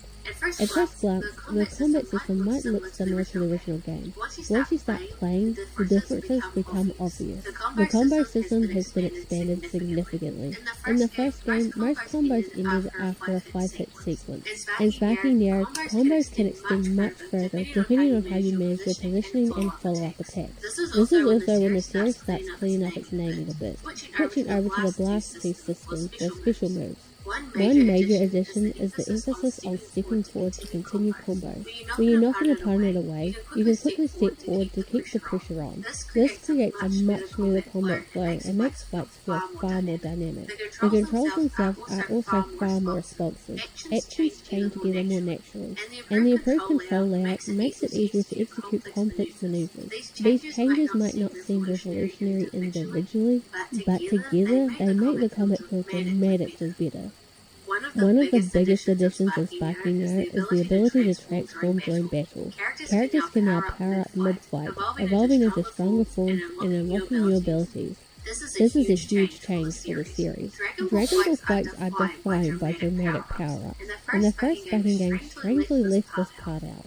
Sparking Nero finally allows battles to unfold more naturally. You can start a fight as base Goku and gradually work your way up to Super Saiyan forms as the battle intensifies. The game also allows fusions and absorptions during combat, adding even more options.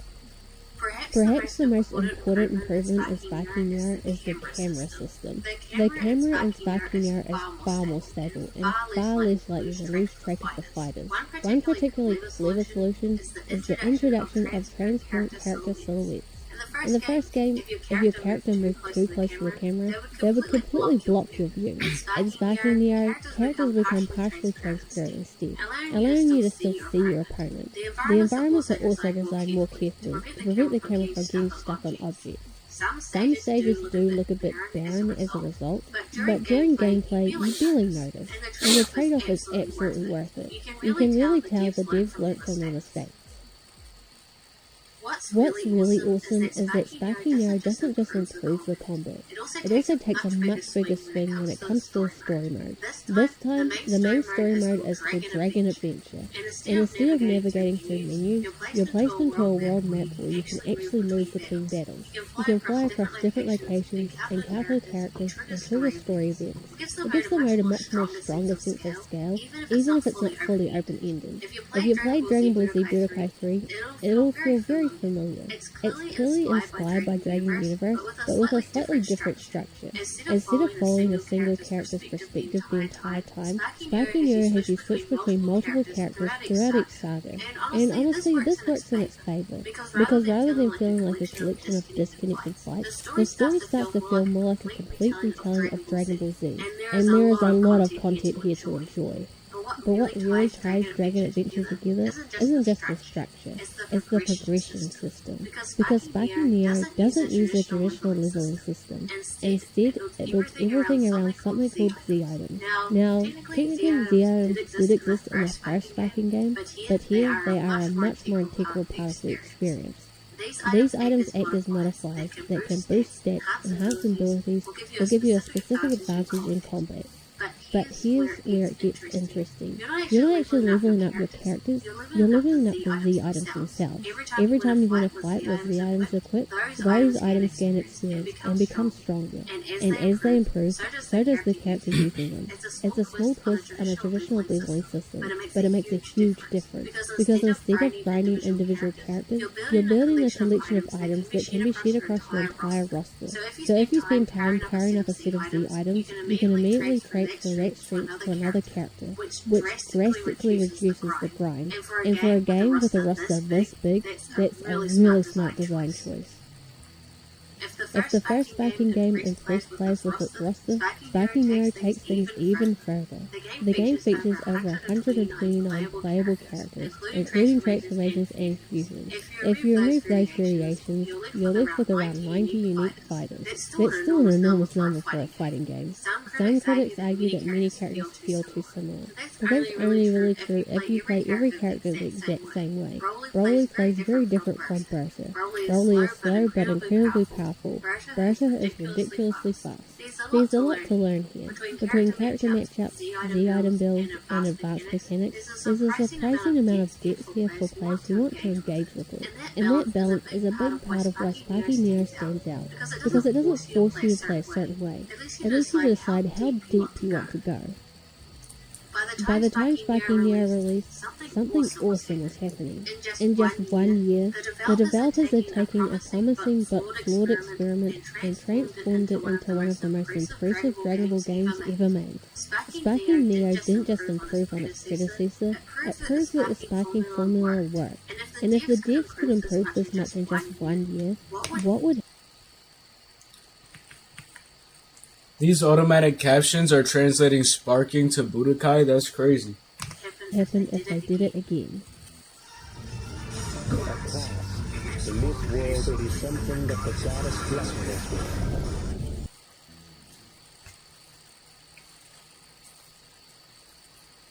By the time Dragon Ball Z Sparking Nero released, the direction of the series was clear. The foundation had been built and expanded upon, and now it was time to perfect it. In just 1 year, Sparking had gone from an ambitious experiment to one of the most impressive Dragon Ball games ever made. But the devs weren't done, because in 2007 they released one more game, a game that builds upon everything that had come before it. This is the point where the developers stopped asking, does this idea work, and started asking, how far can we take it? And the answer is pretty far, actually, because nearly everything in Sparking Meteor is pushed beyond what the previous games attempted. The combat is faster and the system's more layered, but the most impressive thing of all is that the scale is on another level. Let's address the most obvious thing first. The roster, because this is the part everyone remembers, and what the game is most known for. Sparking Meteor features over 160 playable characters, and even today, that's still a shit ton. Now, like the previous games, transformations are counted separately, so the number of unique characters is still lower than that. But honestly, that almost doesn't matter, because the real highlight here isn't just the number, it's the representation. This game pulls characters from across the entire Dragon Ball timeline. Well, at least the timeline that existed at the time. It's fair to say that not every character feels completely unique.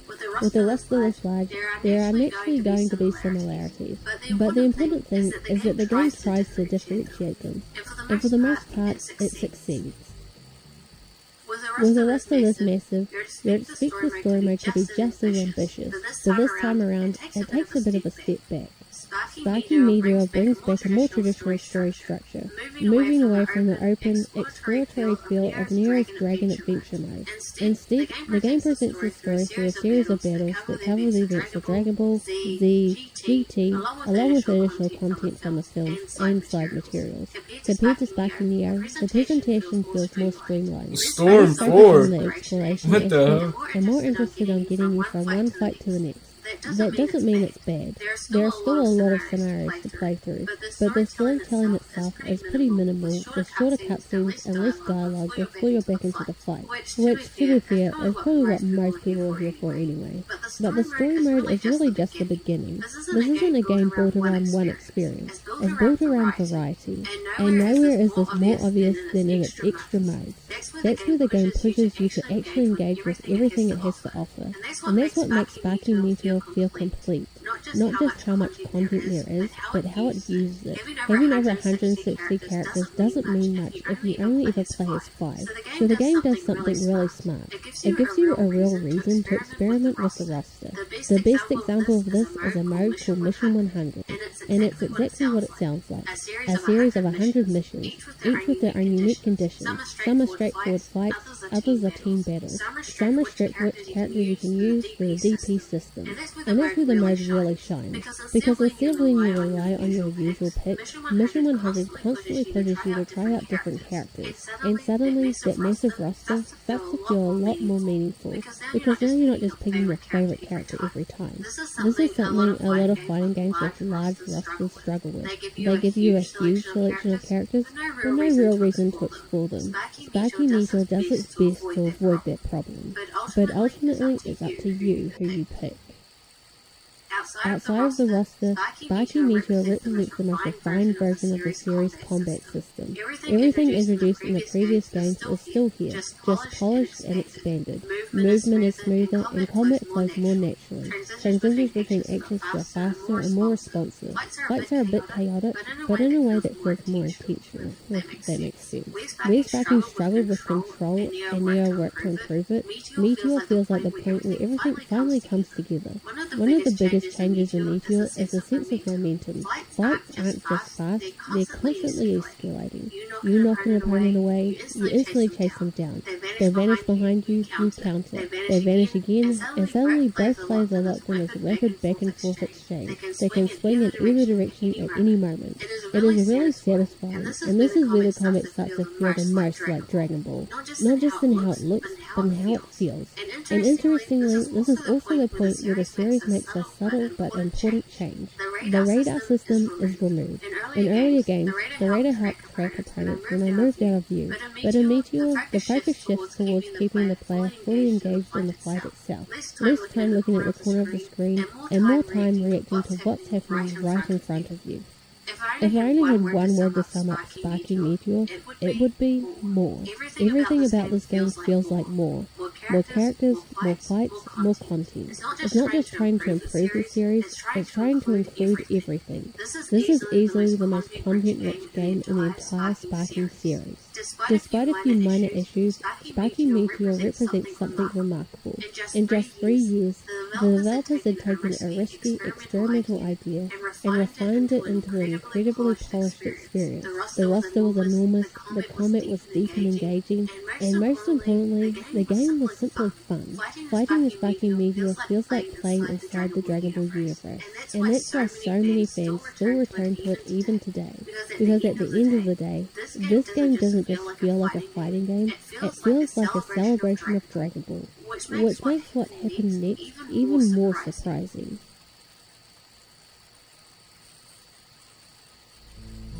Oh! Almost shit.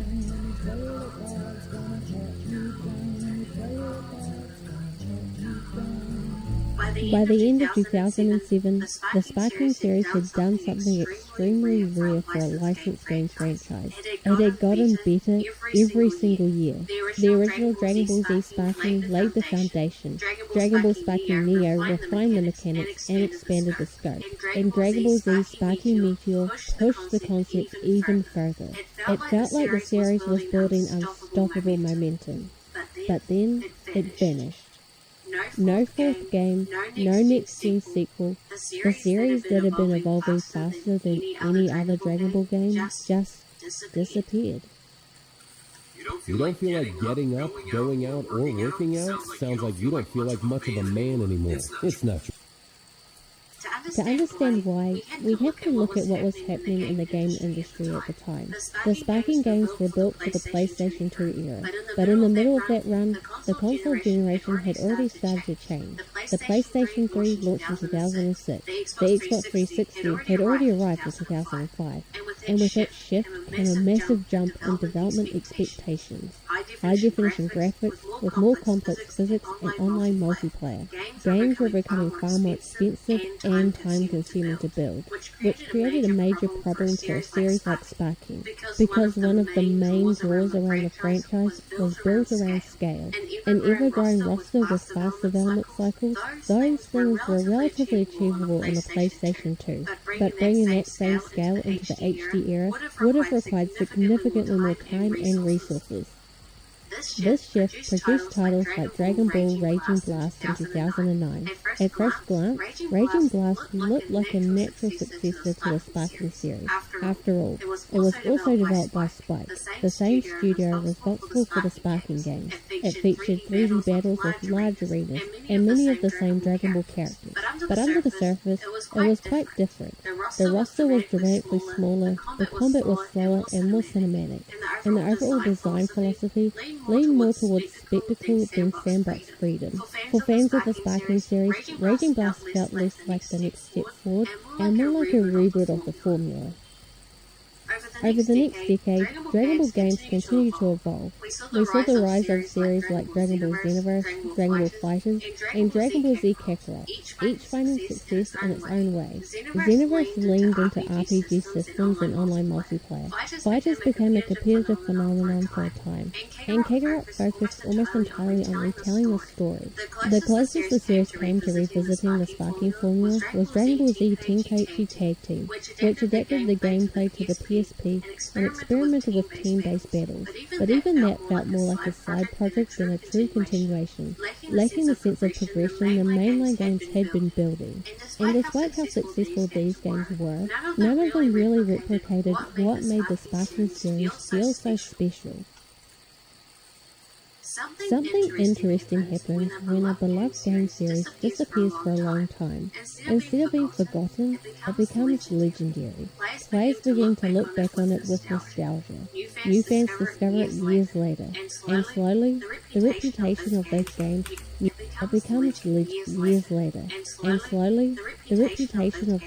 grows larger than it was when they originally released. This is exactly what happened to Dragon Ball Z Sparking Meteor. Over time, the game developed a reputation as the definitive Dragon Ball experience, and many players still consider it the gold standard of Dragon Ball Arena fighters. But for nearly 2 decades, it seemed like the Sparking series would remain exactly that, a legend from the PS2 era. A trilogy of games that reached an incredible peak disappeared. Then, something unexpected happened. During Dragon Ball Games Battle Hour in 2023, Bandai Namco made an announcement that shocked the entire Dragon Ball gaming community.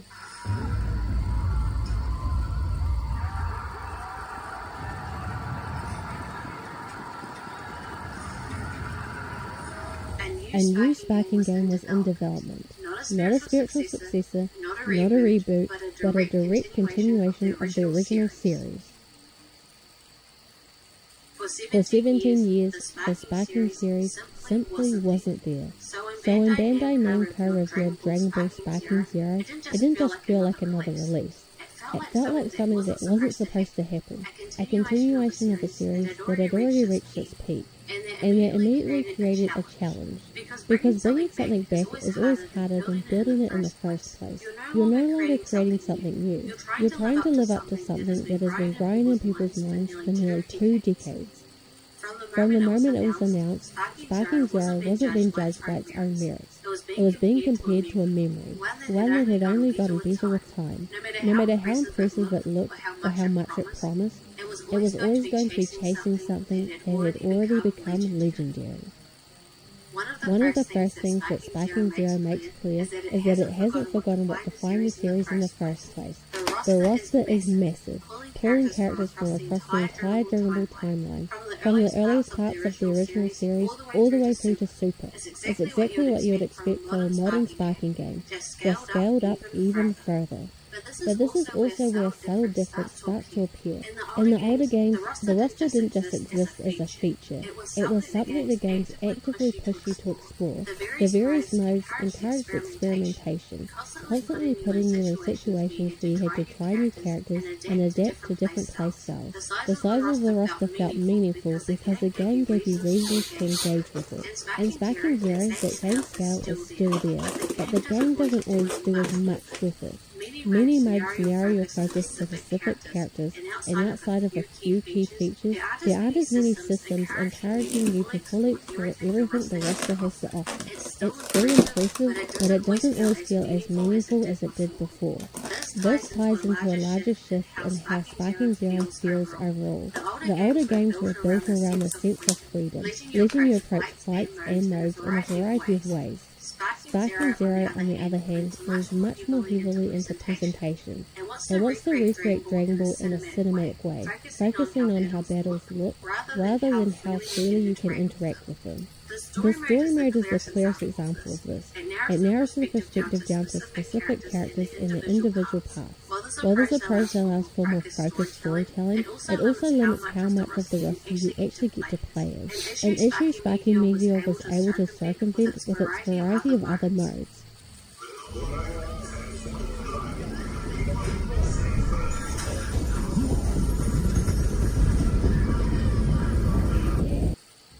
To be fair, Sparking Zero is far from lacking in ambition. In fact, some of its best moments come from the risks it takes. The what-if scenarios are the perfect example of this, allowing the game to break away from the original story and explore alternative outcomes. These moments don't just exist for the sake of novelty, they often carry through into gameplay, affecting how fights play out. When the game leans into that idea, it feels like a natural continuation of what the series used to do so well. It stops simply recreating Dragon Ball and starts playing with it, experimenting in ways that feel fresh and engaging. The same can't always be said about its presentation. Visually, Sparking Zero can look incredible, with dynamic effects and large-scale battles that feel closer than ever to the anime, sometimes even better than the anime. The problem, though, is consistency. Those standout moments are balanced out by others that feel far less polished, which makes the overall experience feel uneven.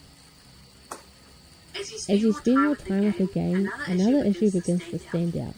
Despite how large everything appears on the surface, the experience can start to feel surprisingly limited. The number of stages is relatively small, and that repetition becomes noticeable across different modes. Major moments that should feel distinct begin to blur together because they take place in the same environment over and over again. This creates an odd contradiction where Sparking Zero is technically the biggest the series has ever been, yet it doesn't always feel that way. The combat reflects a similar pattern. Sparking Zero clearly tries to evolve the formula by making everything faster and more intense. Movement is way quicker, effects are more pronounced, and there are more mechanics laid into each encounter. At first, this can feel overwhelming, especially for newer players trying to get a handle on the system. As the pace increases, it becomes harder to read what's happening in a fight. The back and forth rhythm of attacks, counters, and movement can get blurred under the sheer speed of everything happening on the screen. While this makes the game look more like Dragon Ball Z, it doesn't always make it feel better to play. However, the blurred under the sheer speed of everything happening on the screen. While this makes the game look more like Dragon Ball Z, it doesn't always make it feel better to play. However, the biggest issue wasn't any single mechanic or design choice. It was what happened after the main content was finished. For a series that built its identity around variety and replayability, Sparking Zero initially felt lacking in that area. Once the story mode was complete, there weren't many compelling reasons to keep engaging with the game, especially for players who preferred offline content. That absence was hard to ignore. It didn't make the game bad, but it made it feel incomplete, like something essential was missing from the experience. Another part of that shift comes from how heavily Sparking Zero leans into online play, with ranked matches and competitive play taking a more central role in the overall experience. And while that direction makes sense for a modern fighting game, it also changes the way the game is structured. The original Sparking titles weren't built around competition. They were built around variety, experimentation, and replayable offline content. By comparison, Sparking Zero sometimes feels like it expects players to find that longevity online instead, which doesn't fully align with what made the series stand out in the first place. Over time, that started to change. The addition of Mission 100 helped address one of the game's biggest gaps by giving players a reason to engage with the roster in a more meaningful way. This didn't completely fix everything, but it made a noticeable difference. The game began to feel more whole, as if it was gradually rebuilding parts of itself that had been missing at launch. In the end, Sparking Zero isn't the continuation of a rising series, it's the return of one that had already peaked. That distinction shapes everything about how the game feels. It's not trying to surpass what came before it, as much as it's trying to live up to it, and that's an incredibly difficult position to be in. The result is a game that succeeds in some areas and struggles in others. It captures the spectacle and chaos of Dragon Ball better than ever, but it doesn't always recapture the balance and freedom that made the original trilogy so special. But maybe that's not the point. Vacuum Zero doesn't need to be the peak of the series all over again. What it needed to do was prove that the series still works, that the core idea still has value and that there's room to build on it. And in that sense, it succeeds. Because for the first time in nearly 2 decades, the series isn't just a memory anymore. It's something that can move forward. And maybe that's the real story. Not the rise, not the fall, but the fact that after all this time, it has a chance to rise again. Nice video.